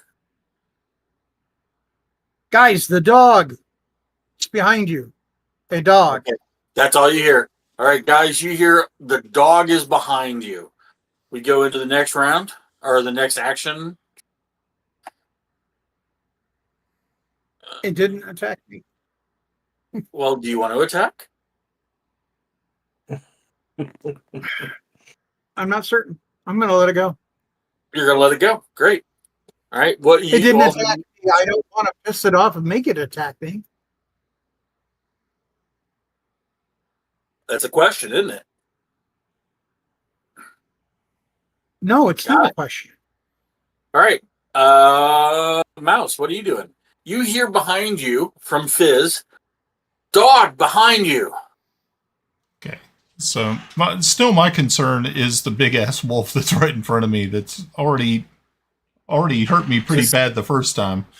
So I'm going to just setting the scene. Okay. So yeah, I'm going to once again try to hit it with my scimitar. Let's see if we can do that. That would be awesome if we can. 15? 15 does hit. Finally. All righty. So let's go 1d plus 3. All right. 3. Okay, here we go. Let's see what happens. 6, 7, 8, 9 points of damage. 9 points of damage. Yep. Okay, got it. And that's about it for me. Yeah, give me a second. Just give me about 30 seconds here. Also pulling something else. Computer went really weird slow on me, so I'm trying to close out a couple apps real quick. So just work with me.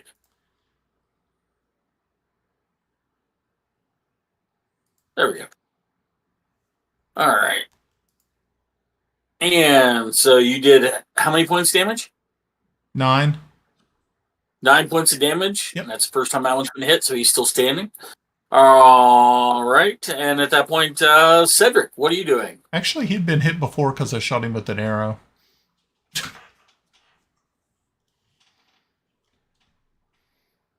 That's... Yep. Yep, you're right. That's Wolf 2. You did 4. You did 7 points to him. Thank you. Cool. Yep. And you hit him this time with sword, correct? Yes. Sometimes I try to put the points out here so I can, when I put it all together later, to try and create a graphic. So okay, got it. I had him as Wolf 3 for some reason. He's still standing. Cedric, what are you doing? I will roll a death save. Huzzah! You death saving bitch. And I rolled a critical failure. Hooray! Oh. So one more night. So do your best Fred Sanford impression over there. Come on, I haven't seen the show in years. It's good. Come on. Don't look at him. Here it is, Ethel. It's the big one. It's the big one. Ah. It's Elizabeth. Elizabeth. Ethel is Ethel is the streak. You're right. Yeah. This they call him the streak. Don't look Ethel because he had a free shot. Anyway. All right, so Cedric's down, still bleeding. Wolf number 2. There are And then followed by Pav. Oof. On a 1, he grabs Cedric and drags him off. On a What? 3, 4, or 2, 3, 4, he's going to stay and fight. What second wolf? Second wolf. He's What he just second? he's listed as wolf number 2 to me. The one that bit him, and he's now pulling him away. All right. This one was going to do it, but he died or he ran away. This one is now trying to grab and grab food and leave. I mean, they're wolves. They're trying to grab food and get the hell out. And Yeah, but he had an action. He bit someone. I think it was. he's going now. So he has an action. His determination is on a 1. He's going to grab Cedric and try and drag Cedric away. I want the dog to get involved. But instead, he's going to, the dog is just getting there. Shit. He's just like, he is going to attack our illustrious mouse. Ooh. Who is? Stand by. My whole screen just went blue, so I'm resetting. Oh no. I blue screen fucking Owlbear radio, so work with me. I've got like 9 screens open, so work with me here. Thank you. D20 boom. He misses Yay. on Mouse. Mouse, you can again try and either focus on your animal quasi companion, or are you going to focus on the wolf going forward here? I'm going to focus on the wolf. I'm going to try to hit that Got thing it. again. Gotcha. Pav, you are operating on the, Cedric. Joff, got to get it right here. Joff, you are the last player in this initiative round. What are you doing? Do I notice the dog running? You can get a perception check. You did hear somebody calling out the dog behind you, so it's an advantage. Okay, I think I get perception again. 6.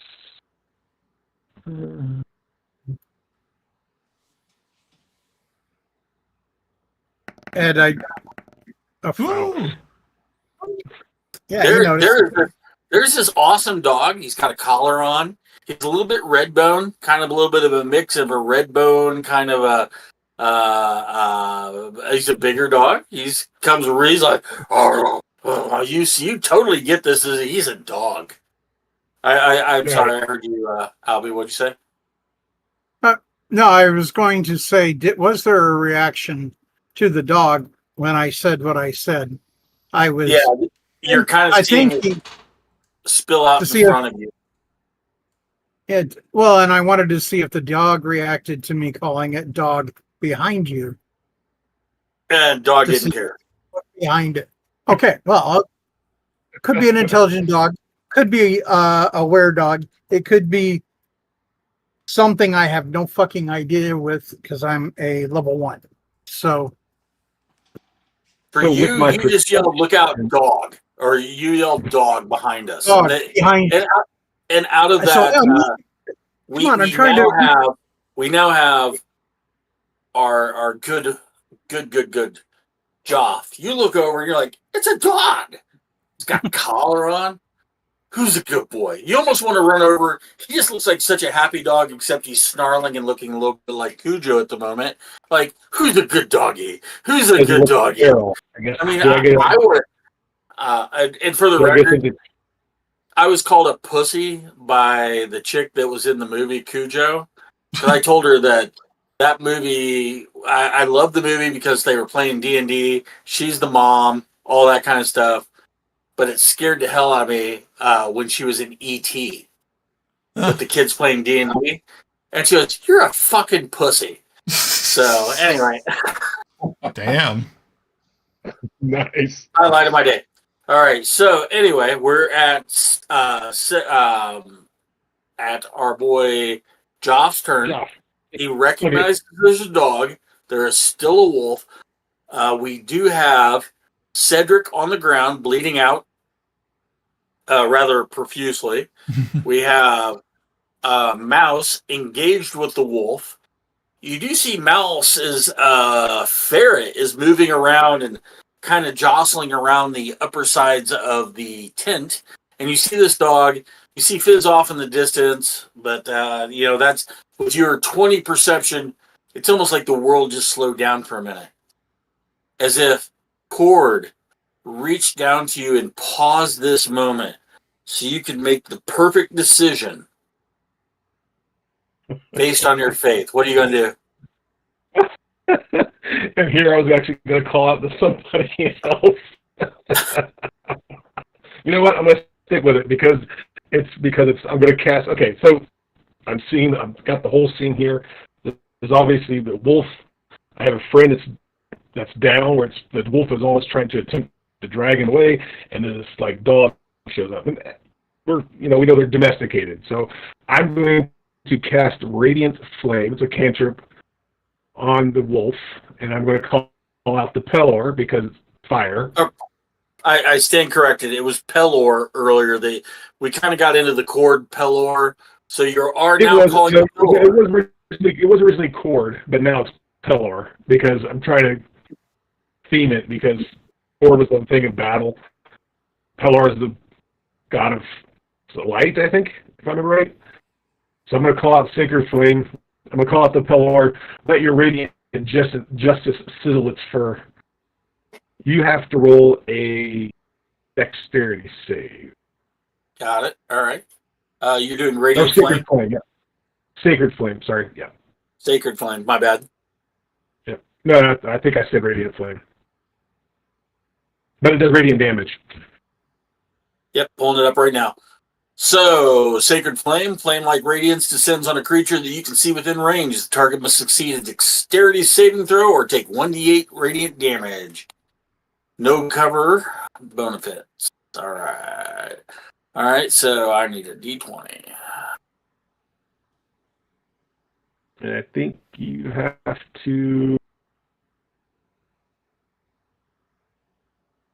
The dex save is 14.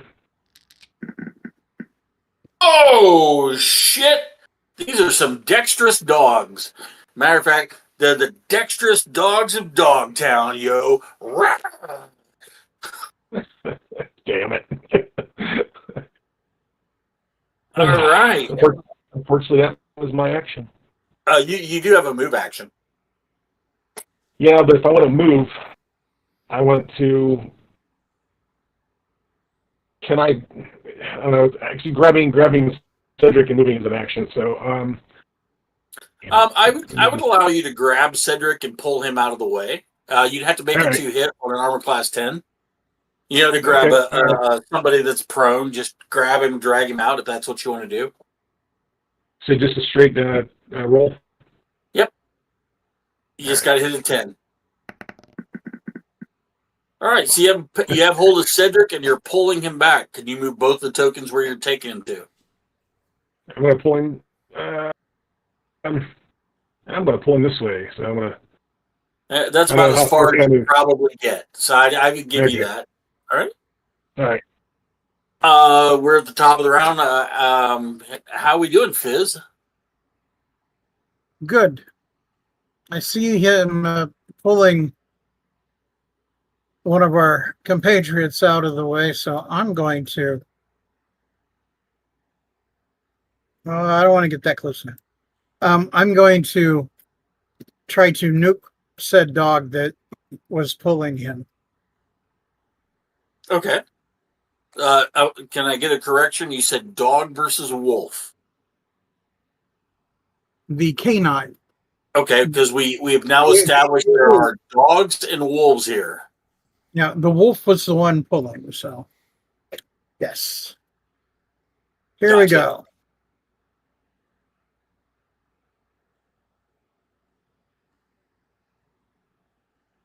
Please let me hit. Oh, we finally hit. It's the second time. Oh, okay. I stand corrected. So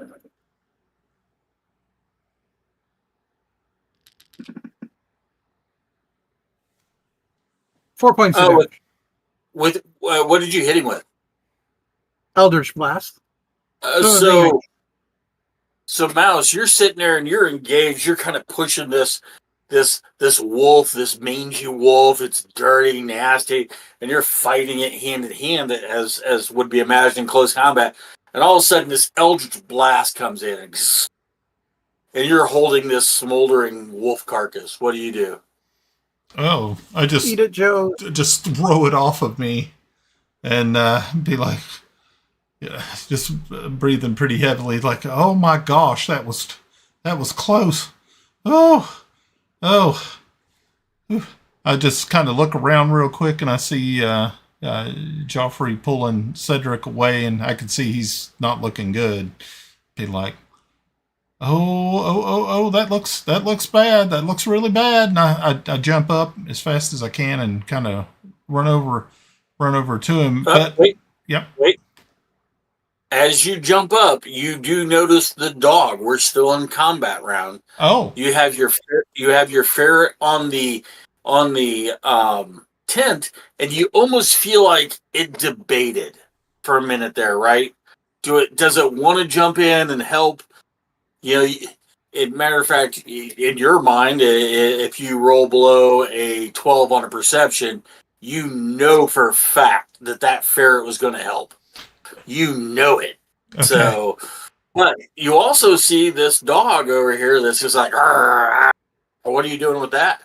I'm just going to be like, oh my gosh, where'd this big old dog come from? And I just kind of look at it and go, well, it hasn't attacked anybody yet, has it?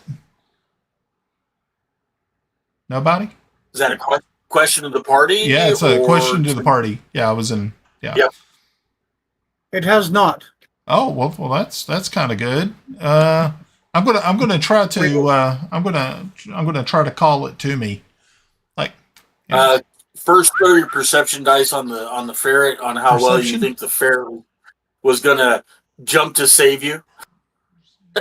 You might have this whole different perception of what it was really gonna do. It was gonna. Oh shit! It was gonna. Eat my face off. The ferret is sitting there, like, say, you get the feeling it's going to pick over the bones of whatever's left. It's like, well, you opportunist little bastard. You know what? When it comes down to us starving on the road, I'm going to eat you first.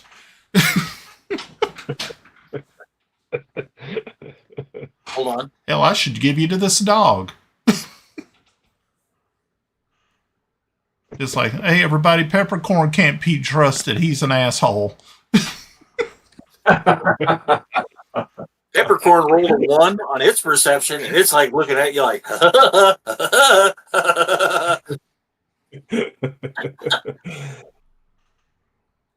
Meanwhile, the dog is sitting there, and all of a sudden, he's just kind of sat down. Okay. Well, I'm gonna. You said it had a collar on. Yes, it does. Oh, okay. So I'm going to very, very cautiously approach it, saying it's like, "Hey, buddy, what you up to? Where'd you come from? Did you lost?" So, okay, as we go into this, we have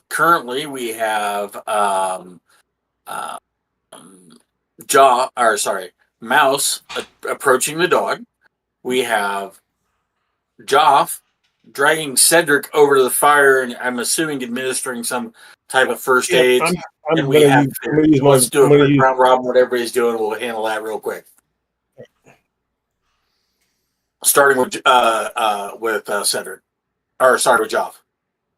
Yeah, I'm going to pull Cedric to by the fire, and I'm going to try to. I guess I can. I think I can use medicine. A medicine check to kind of stabilize him. Medical kit? Ooh, you know what? Do I have a medical kit? That is a good question.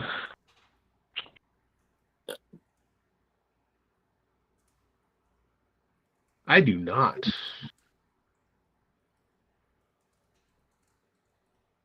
Hold on for a minute. Let me see what's in my. Where's it at? All right. My Well, backpack. we're going to skip you while you figure that out. We'll go ahead and jump over to Mouse. What are you doing, Mouse?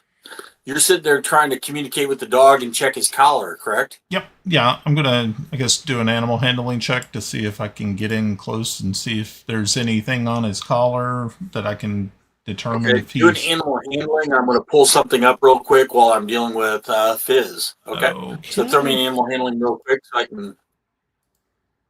Okay. Animal handling coming. 13. Got it. Okay. Fizz, what are you doing? Well, I'm gonna move over here and make sure that thing is dead. I'll pull out my knife and I'm gonna skin it. The And I'm gonna, hound? Okay. huh? Yeah, the The- wolf. Okay. I'm gonna start skinning it, and I will toss any meat over towards, well, the hound. Okay. Give me a knowledge nature real quick. See how well you skin the beast. And for the record, I should have just dropped really quick. The collar should be visible to everybody. Yep. We see it.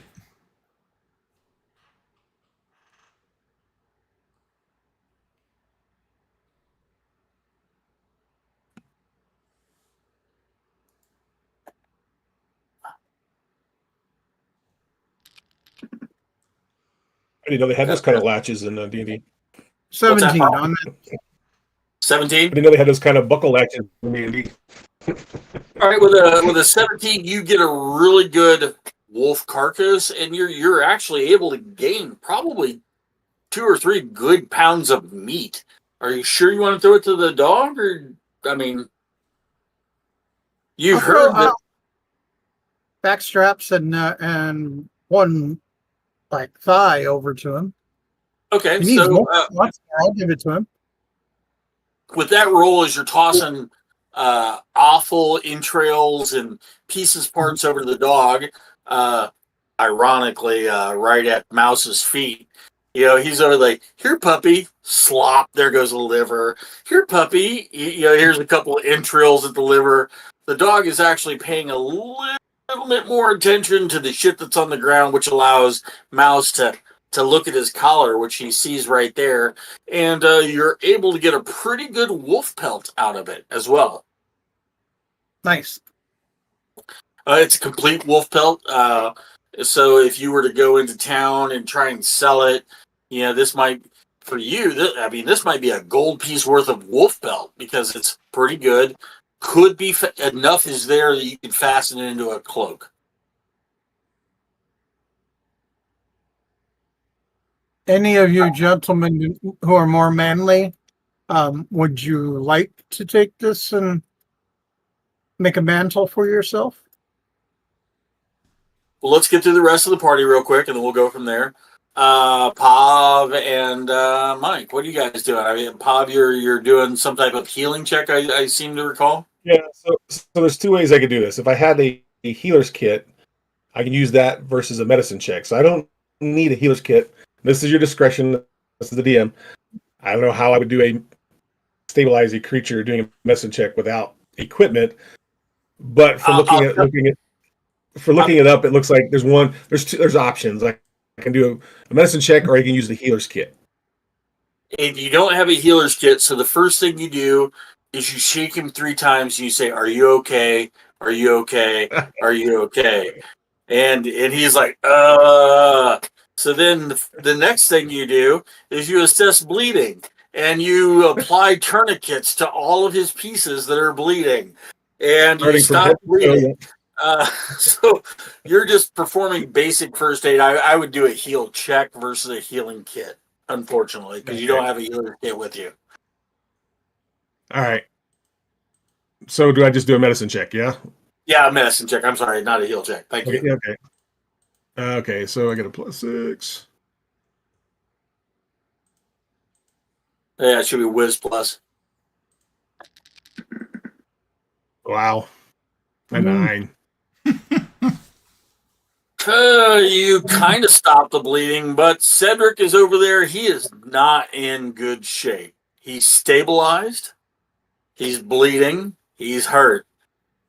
But, your Band-Aids, I mean, your bandage attempts look like in the 1776 picture with the dude that has the drum and fife core and the guy's got the Band-Aid wrapped around his head. It kind of looks like that. It's not really complicated what you've accomplished. You've just stopped blood from gushing onto the ground. Well, crap. And Cedric, are you down or where are you at there, Cedric? I'm at 0. I critical failed my death save, so I have. If I fail one more, then I die. Yep. At this juncture, you're stabilized, but you're a bleeding mess because, yeah, well, you have a lot of faith in your cleric. The dog coming over and licking your wounds would probably be doing better help to you, but you're stabilized. He got you stabilized. I personally think it's the magic of the magic words are you okay? Are you okay? Are you okay? So anyway, how about you, Mouse? What are you doing? Well, I'm taking a look at that collar to see if if I recognize anything that might be hanging from it. Do I recognize the symbol that's on the collar? I will give you a history check, but you will have to roll high, like an 18 or higher to really even know anything. Okay. Well, hey, let's give it a try. You just never know, right? It's a history check. It's a dice roll, right? I am a fan of the dice rolls. Players can all of a sudden pull out crazy shit that they know, and you don't know shit. Nope. So anyway, it's you think you remember a game in Greyhawk called Simon, and you think that maybe that's the dog's name. It's Simon. Remember it's like beep beep beep beep beep beep beep, roof roof roof roof. Maybe the dog knows how to play Simon for all you know. Okay. And we'll go with Glenn. What are you doing down there, Fizz? Still working on the pelt, cutting it to be a mantle. Put up. Game of Thrones style. That big there. I get where you're going. You're like gutting it, but really, as you cut the mantle out, I personally think of the Lord Tywin scene where he's gutting the deer. I think that's a great scene, and you're sitting there cutting pieces. And for you realize to truly cut this wolf off, the pelt off correctly, you're probably going to need the rest of the knife to scrape it. And then possibly figure out something, maybe a knowledge nature to festoon some type of a framework that you can dry this pelt. But this is quality wolf pelt. You're becoming more aware here as you work with it that it is a quality wolf pelt. That a gold piece. This might be a 10 gold piece wolf pelt if you put it together right. Well, I will work carefully, figure out a good cleaning for it, and like you said, stretching it and letting it dry. So we're going to go into now we're out of combat. We're going to kind of go into a free role play moment. I'll probably call on people as we go for the next 30 minutes to wrap up the gaming session for this evening. Interestingly, we only got one combat in. I'm a little bit disappointed in that. I had a whole bunch of them bitches. I wanted to kill at least one of you. So it's working on you, Mike. So as we're sitting there,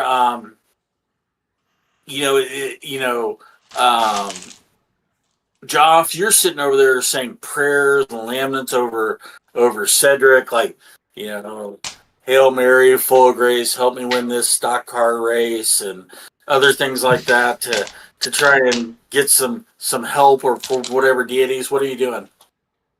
So I was looking up, trying to figure out if there's something else I could do, actually. So I can use Channel Divinity, Knowledge of the Ages. As an action, you can use Channel Divinity to gain proficiency with any skill or tool for 10 minutes. I think the gods are just saying, hey, shit or get off the pot. Hold on. I'm gonna pull up Channel Divinity. So give me a second. Yep. Because you are second level now, correct? Yep. Okay. At second level, you gain the ability to channel divine energy directly from your deity, using that energy to fuel magical effects.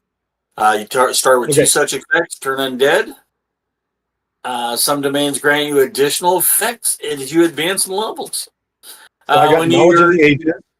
What's that? Knowledge of the ages. I got knowledge of the ages because I took the knowledge. The hell's it called?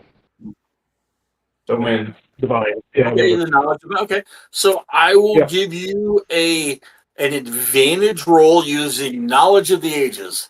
How can I help my comrade? Is there a particular deity that you are calling upon to assist you with this? At this point, I think at this point I'm calling out to anyone, even Cord, who is this god of strength. I'm hoping that he gives him, provides the strength for Cedric to stand up. Okay, wait, hold on a second. Let me do this right. Generate numbers. And I'm going to try the medicine check again. And hopefully this will... Give me a D20. Roll real quick. Straight D20. Oh, look at that. About damn time. I missed it. What was it? A 20.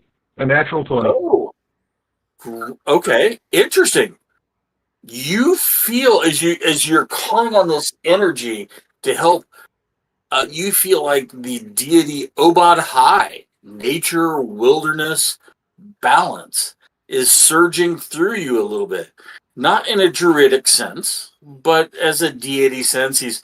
You feel him reach out to you and say, "Oh, your comrade needs assistance," and he helps you through this check.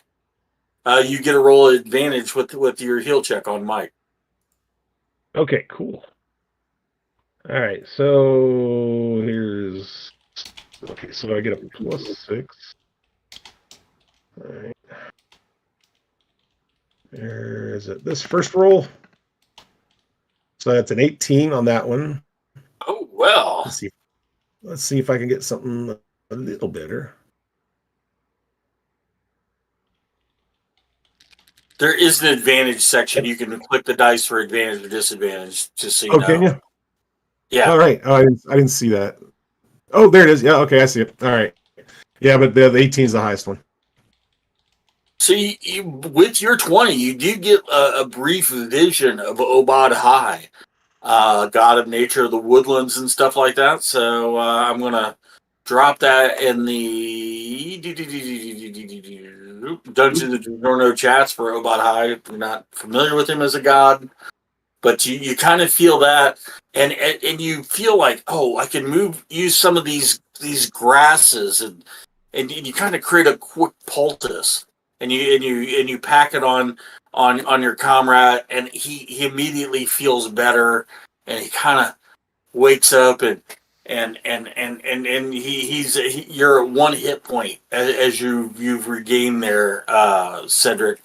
You're like, you can feel this energy coming into you. You feel it. It feels warm, feels natural.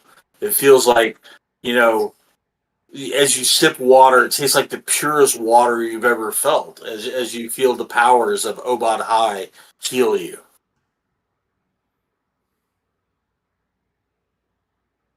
And you're on mute, Mike. I bet I'm not. Oh, okay, there we go. I thought you were saying something. My bad. All right, we're gonna walk through everybody real quick, get everybody what everybody's doing, and then we'll let you guys chat amongst yourselves for a few minutes. Albie, is there anything you're doing right now as you're working on your wolf? Working on my wolf. Can't be Got it. distracted. Got it. Mouse, what are you doing? I'm actually sort of, I guess, just kind of working with this dog, trying to get a better feel of it, try to scratch it behind its ears and try to build a rapport with it. He seems really friendly. Okay. The food thrown on the ground, he's eating that. He's wolfing it down. Yeah. Pun intended. He's eating the food. He's like, he's kind of like I said, you can see his image. He is kind of that mangy, red doggy look. It's just a mutt, but you can tell he's been out in the wilderness for a while. He's got some scars on him. He's got bites out of his ear kind of thing, like scruffy marks on his neck. His neck, as you rub him, especially when you take off his collar, you're like, holy shit. What's your strength score? 14. You think this dog might be stronger than you as you feel his neck. You ever feel those dogs? You're like, holy crap, this dog is fucking. You feel like that, but you can give me an animal handling. Sure. Plus, okay.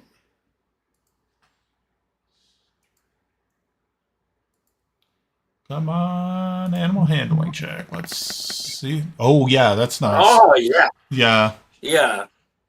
Okay. He even lets you stick your finger in his ear and wipe out all that dirty ass wax that dogs accumulate over time. Yeah. And flick it on the ground. He digs that. He's like, oh. And a couple times he rolls over and shows you his red rocket too. So, oh, jeez. he might be liking you. Okay. Yeah, I'm going to tear off some cloth that I have and get some water from my water skin and just kind of wipe the stuff out of his eyes and try to clean him up a little bit. And all the while, I'm going to be casting some very displeased looks over at Peppercorn and shaming him while I'm doing so. It's like, I see you. Well, hell, yeah. Give me another animal handling. Does your other animal know that you don't like him? Yeah. It's like, you were going to eat my face off, weren't you, you little bastard? You look over. Fuck you, Peppercorn. Next morning, Peppercorn is gone. That's because Peppercorn's going to get eaten.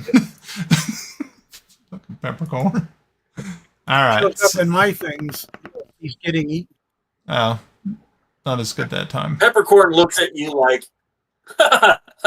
he comes over while you're trying to clean up the dog. He's over on your shoulder, nibbling your ear. He kind of reaches in and your little snacks that you've been saving. He's eating them like. Yeah. All right. I'm just going to turn to Cedric. Okay. Go ahead, Brian. I'm just going to turn to Peppercorn. So, Peppercorn, you should be really lucky that I love animals, because right now I could just grab you and wring your little neck like a chicken. It's like, I don't trust you. I trust you. I trust this dog more than I trust you. You need to go back to the city. Obviously, you're not cut out for the wilds. I'm done.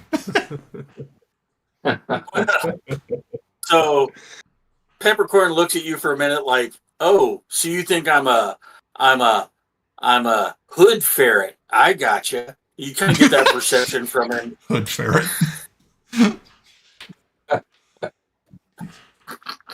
And it kind of goes off and looks like it's stealing stuff out of your backpack. Anyway, Cedric, what are you doing as you come awake to one hit point, bleeding out profusely, but you're there and you're like, oh.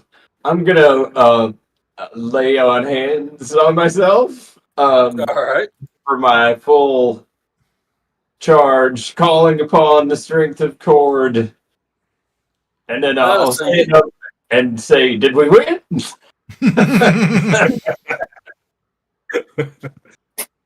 woke up, didn't you? What do you say there, Pav, you're right there. You've got Cedric jumping up, Joff.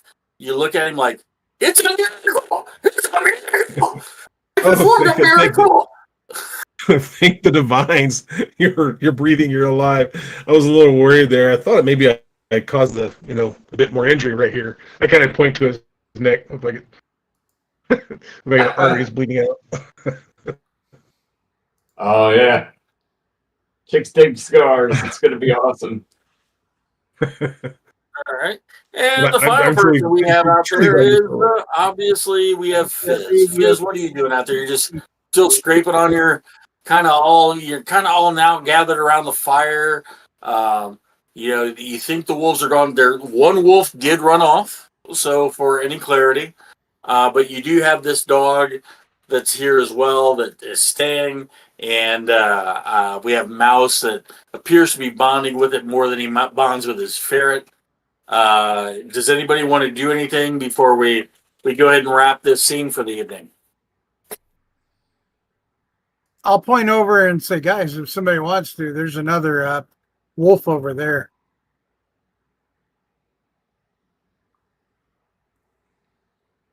It ran off. You just know the direction it went. You don't know where it went. No, that was the one that ran out to the south. The one that got killed up there initially was up in the north east corner. You're seeing this while you're skinning the one wolf. I gotcha. Like if somebody wants to jump in there and gut wolves and make pelts and stuff like that, that's what you're pointing at, right? Yeah, maybe somebody else could do some work. I think I've had my fill of hairy beasts tonight. Gotcha. I'm gonna double check the cargo before we wrap things up. All right. As you do me a perception check over there. Anybody else right before we wrap up? For anything they want to do? In case possibly, our ranger here wants to go over and gut wolves or do whatever. Ooh, somebody rolled a dice. Sir Cedric. 4. Yeah, as far as you can tell, relatively copacetic over there at the cart. I'm going to go over there where I think the other wolf should be. I just looked. Is it still there? Define other wolf. The dead wolf or the one that ran off? The dead wolf that's up there. The dead wolf is still there. The one that ran off, you have no sign of. What's that roll, Jeff? Yeah, I was going to peek around the tent to see if the other wolf that ran off was there, but I got a 15, so I'm not sure if that's going to really do anything. As far as you can perceive, as you're looking around, poking around, trying to see what's coming out, it looks like that wolf has definitely run off for the evening. 2 of its companions were killed. Go ahead. Real quick, Ed, I got a question about the die rolls. I just want to make sure I'm doing this right. It tells me to add on any modifiers. Does that actually add it to the dice? Because I'm not seeing it on the dice. It doesn't look like. I think what you get is a natural dice roll, and then I get a dice roll into a box over here that tells me the real score. So Gotcha. That's why I'm. This is something I'm going to play with a little bit. First time using, so we're just going to roll with it. But currently, that's why I was telling everybody to kind of shout out their rolls. If I kept having to catch it, the dice box stays up for like 2 seconds, and I can see it if I happen to have that on my screen. But the dice stay on the screen longer, so I see the actual dice roll. I don't see the mods. I'm looking at the dice, like the D-Dice box in Owlbear Rodeo. I get like a scrolling list of all of the dice rolls, and it has all the modifiers on it. It's all there. It takes up a lot of real estate when I'm trying to run a DM map over here. That's what Brian and I were talking about, maybe having just a bot over off screen running the dice rolls. You know what I mean? Versus me, because I've got a lot of stuff that are hidden. If you were to see my actual screen, I've got stuff like. I'll show you this real quick. Hey Ed, I think Discord actually has a dice bot. Yeah, I'm just looking at different dice bots, playing with it. But I tend to, when I build a scene, I'll have all the things that are involved. Like I actually had this dog picture involved earlier. I just forgot to make an icon for it if it entered the combat, right? So I've got lots of stuff that's off in my play field that I can uncover and cover as I play. And unfortunately, like I could bring this over here and just to give people ideas. So the as Brian and I were talking about at the beginning, unfortunately the dice bot covers a lot of my real estate. I think it covers a lot of your real estate too, right, Brian? Yep. It does. So I'm just trying to figure out a way around that. That's the downside. So it takes me a minute to see dice rolls. If it was D&D Beyond, it would just be out there. We all know it. It would have all the modifiers, and it would be there. Unfortunately, I just got to figure it out. And we're playing with it the first time tonight, so I get what you're saying. All right, guys. So at this juncture, here we are at 9:43, and we're going to call it a night. As we settle in, we currently have Fizz working on his at least one carcass to get one good cloak. We have, I had one question for the party here. I see that other carcass, that wolf, and I say, here's the question. Do we want to leave a dead carcass by our camp, or do we want to do something with it? I've taken the one, processing it, but this one. I mean, it may have been the mimic, the smell of the mimic that brought the wolf. So maybe this one, leaving the dead carcass here is not a good idea. So maybe we should move it. Bury it or do something with it. I don't know. I don't know. We only have a few hours till daylight, so Yeah, and I'm not too fond of walking out in the dark dragging a dead carcass. No, I don't think I will do that.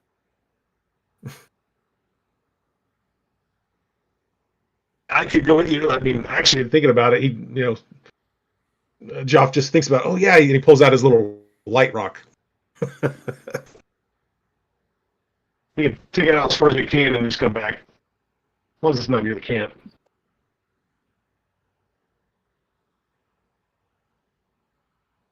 So But what are we that'll- doing here? I'm trying to avoid instigating the just in case die roll of the one of those random encounters Ed has. I don't want to start one, but you guys are in this too. Not going to do it for you. Not going to do it with you if you're going to drag that thing out there. Seems problematic, but we need to do something. Okay, you know what? Joff looks at Cedric. You rest. I can take care of this. I mean, I think I should be able to drag a dead carcass. I don't have his strength, so I can help. Yep. All right. So you're taking one of the carcasses out of the camping area. Got it. Yeah. Okay. Meanwhile, and I'm going to make an assumption you're removing what's the non-eaten remains of the previous carcass as he's sitting there as Fizz is working on the wolf pelt, correct? And so then, and then as you come back into the camp for the evening, Cedric, you're back up to power. You're all sitting around. You got about 4 more hours till morning. What's the party going to do going into the next event, or about 3 more hours, realistically? I'm gonna get whatever rest I can get because I'm beat to shit. Cedric says, "Fuck this bullshit. My watch is done. I'm going to sleep. I got you." How about you, Fizz? What are you doing for the night after you're doing that?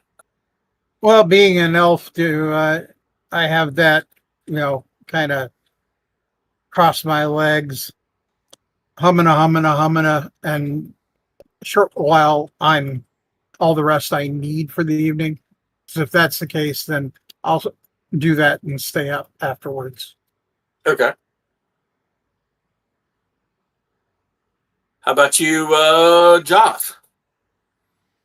Well, I'm all spell slotted out, so Joff's going to, I guess, take the remaining time to rest as he can, but also to pray whatever divine being is up there listening at the moment for his spell slots back. Gotcha. And finally, Mouse, what are you doing?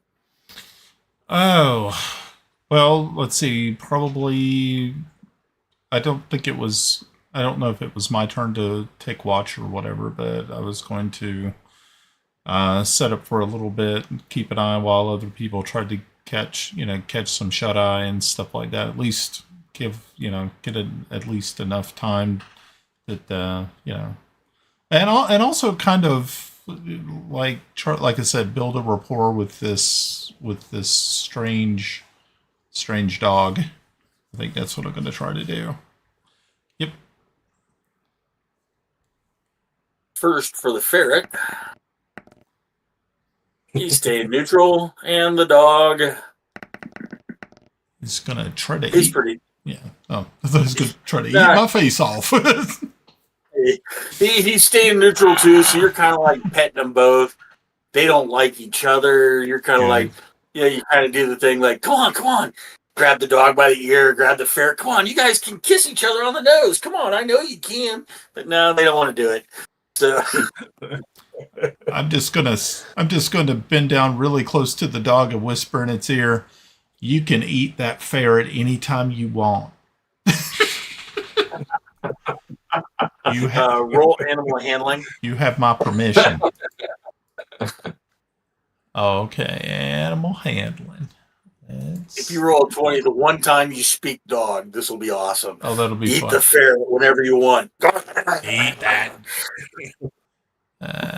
Okay, +3. Here we go. Oh, a natural 1. Damn. That dog does not want to listen to me. Actually, I think the dog and the ferret are in cahoots now. Do you ever see a dog hump a sock? I would. Okay. If it killed the ferret, I would pay to see it. At that, everybody gets 200 experience points. And man, I'm really going to give it to a party vote again for another bonus 50 because I think everybody did a great job tonight. A party vote, give one of your party members 50 points, and we'll go from there.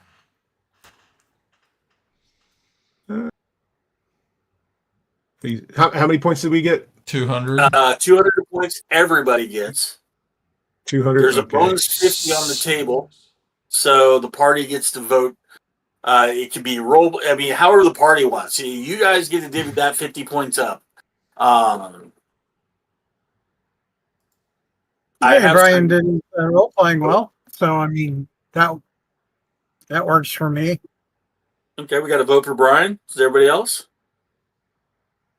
I don't know. I want to go for poor old Cedric, man. He was he kept his eyes on the prize, keeping the thing watching. He just kept going down though. He kept the bleed. He became the epitome of attack picker. So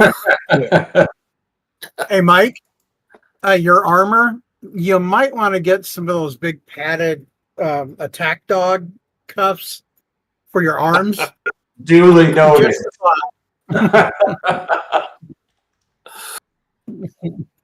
So you guys work it out real quick, and that person gets 50. So we have a vote for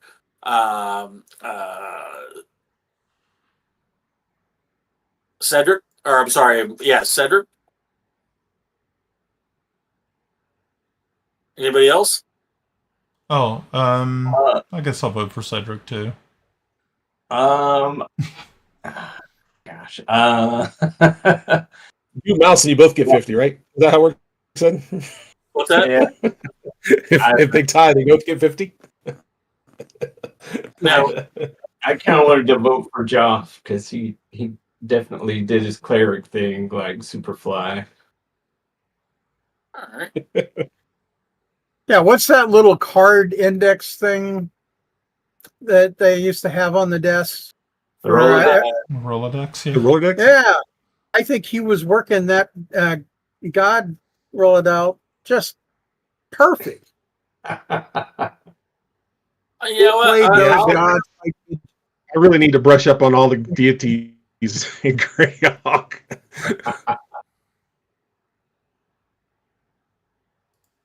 all right. Actually, that okay. After we do the voting, I got a question for everybody. Okay. Well, right now it's really, we're kind of like a split vote. So we're gonna go with, I am the tiebreaker, so I get to be the fucking Speaker of the House. I personally think that Joff played a good character tonight, and I would probably give him the bonus. So. I Not got the bonus. I got the bonus last time. I would feel bad. I know. I'm being a very. Oh, well, P, if you're going to be pious about it, then shut the fuck up and take 50 points. So shut up.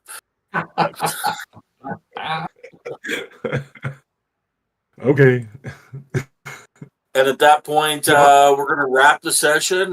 Brian, if you want to wrap the close, or do we want to have an open discussion for 5 minutes or 10 minutes with the party on record? Okay. It's up to the party. Yeah, Does the party want to keep talking for 5-10 minutes and talk about what you guys want to do next? Or is that where you guys want to wrap it for the evening? We'll wrap it. yeah, just wrap it. Wrap it? Yeah. Okay. More opportunity for you to cheat. So, I think. And I just We're want to take a good. minute to thank anybody that watches. I mean, obviously, we do love the people that watch, listen, be it through podcast, be it through YouTube stream, Twitch. Everybody out there, we really appreciate everybody listening. It makes us be better, makes us be funnier, makes me be more retarded. I'm not an animal, but Steph just yelled at me for saying retarded. So, which for the record is the only time she's yelled at me tonight, so I must be really slacking. But thanks for listening, and I'd like to thank everybody and look forward to next week when we play again. Night all. And with that, Night all.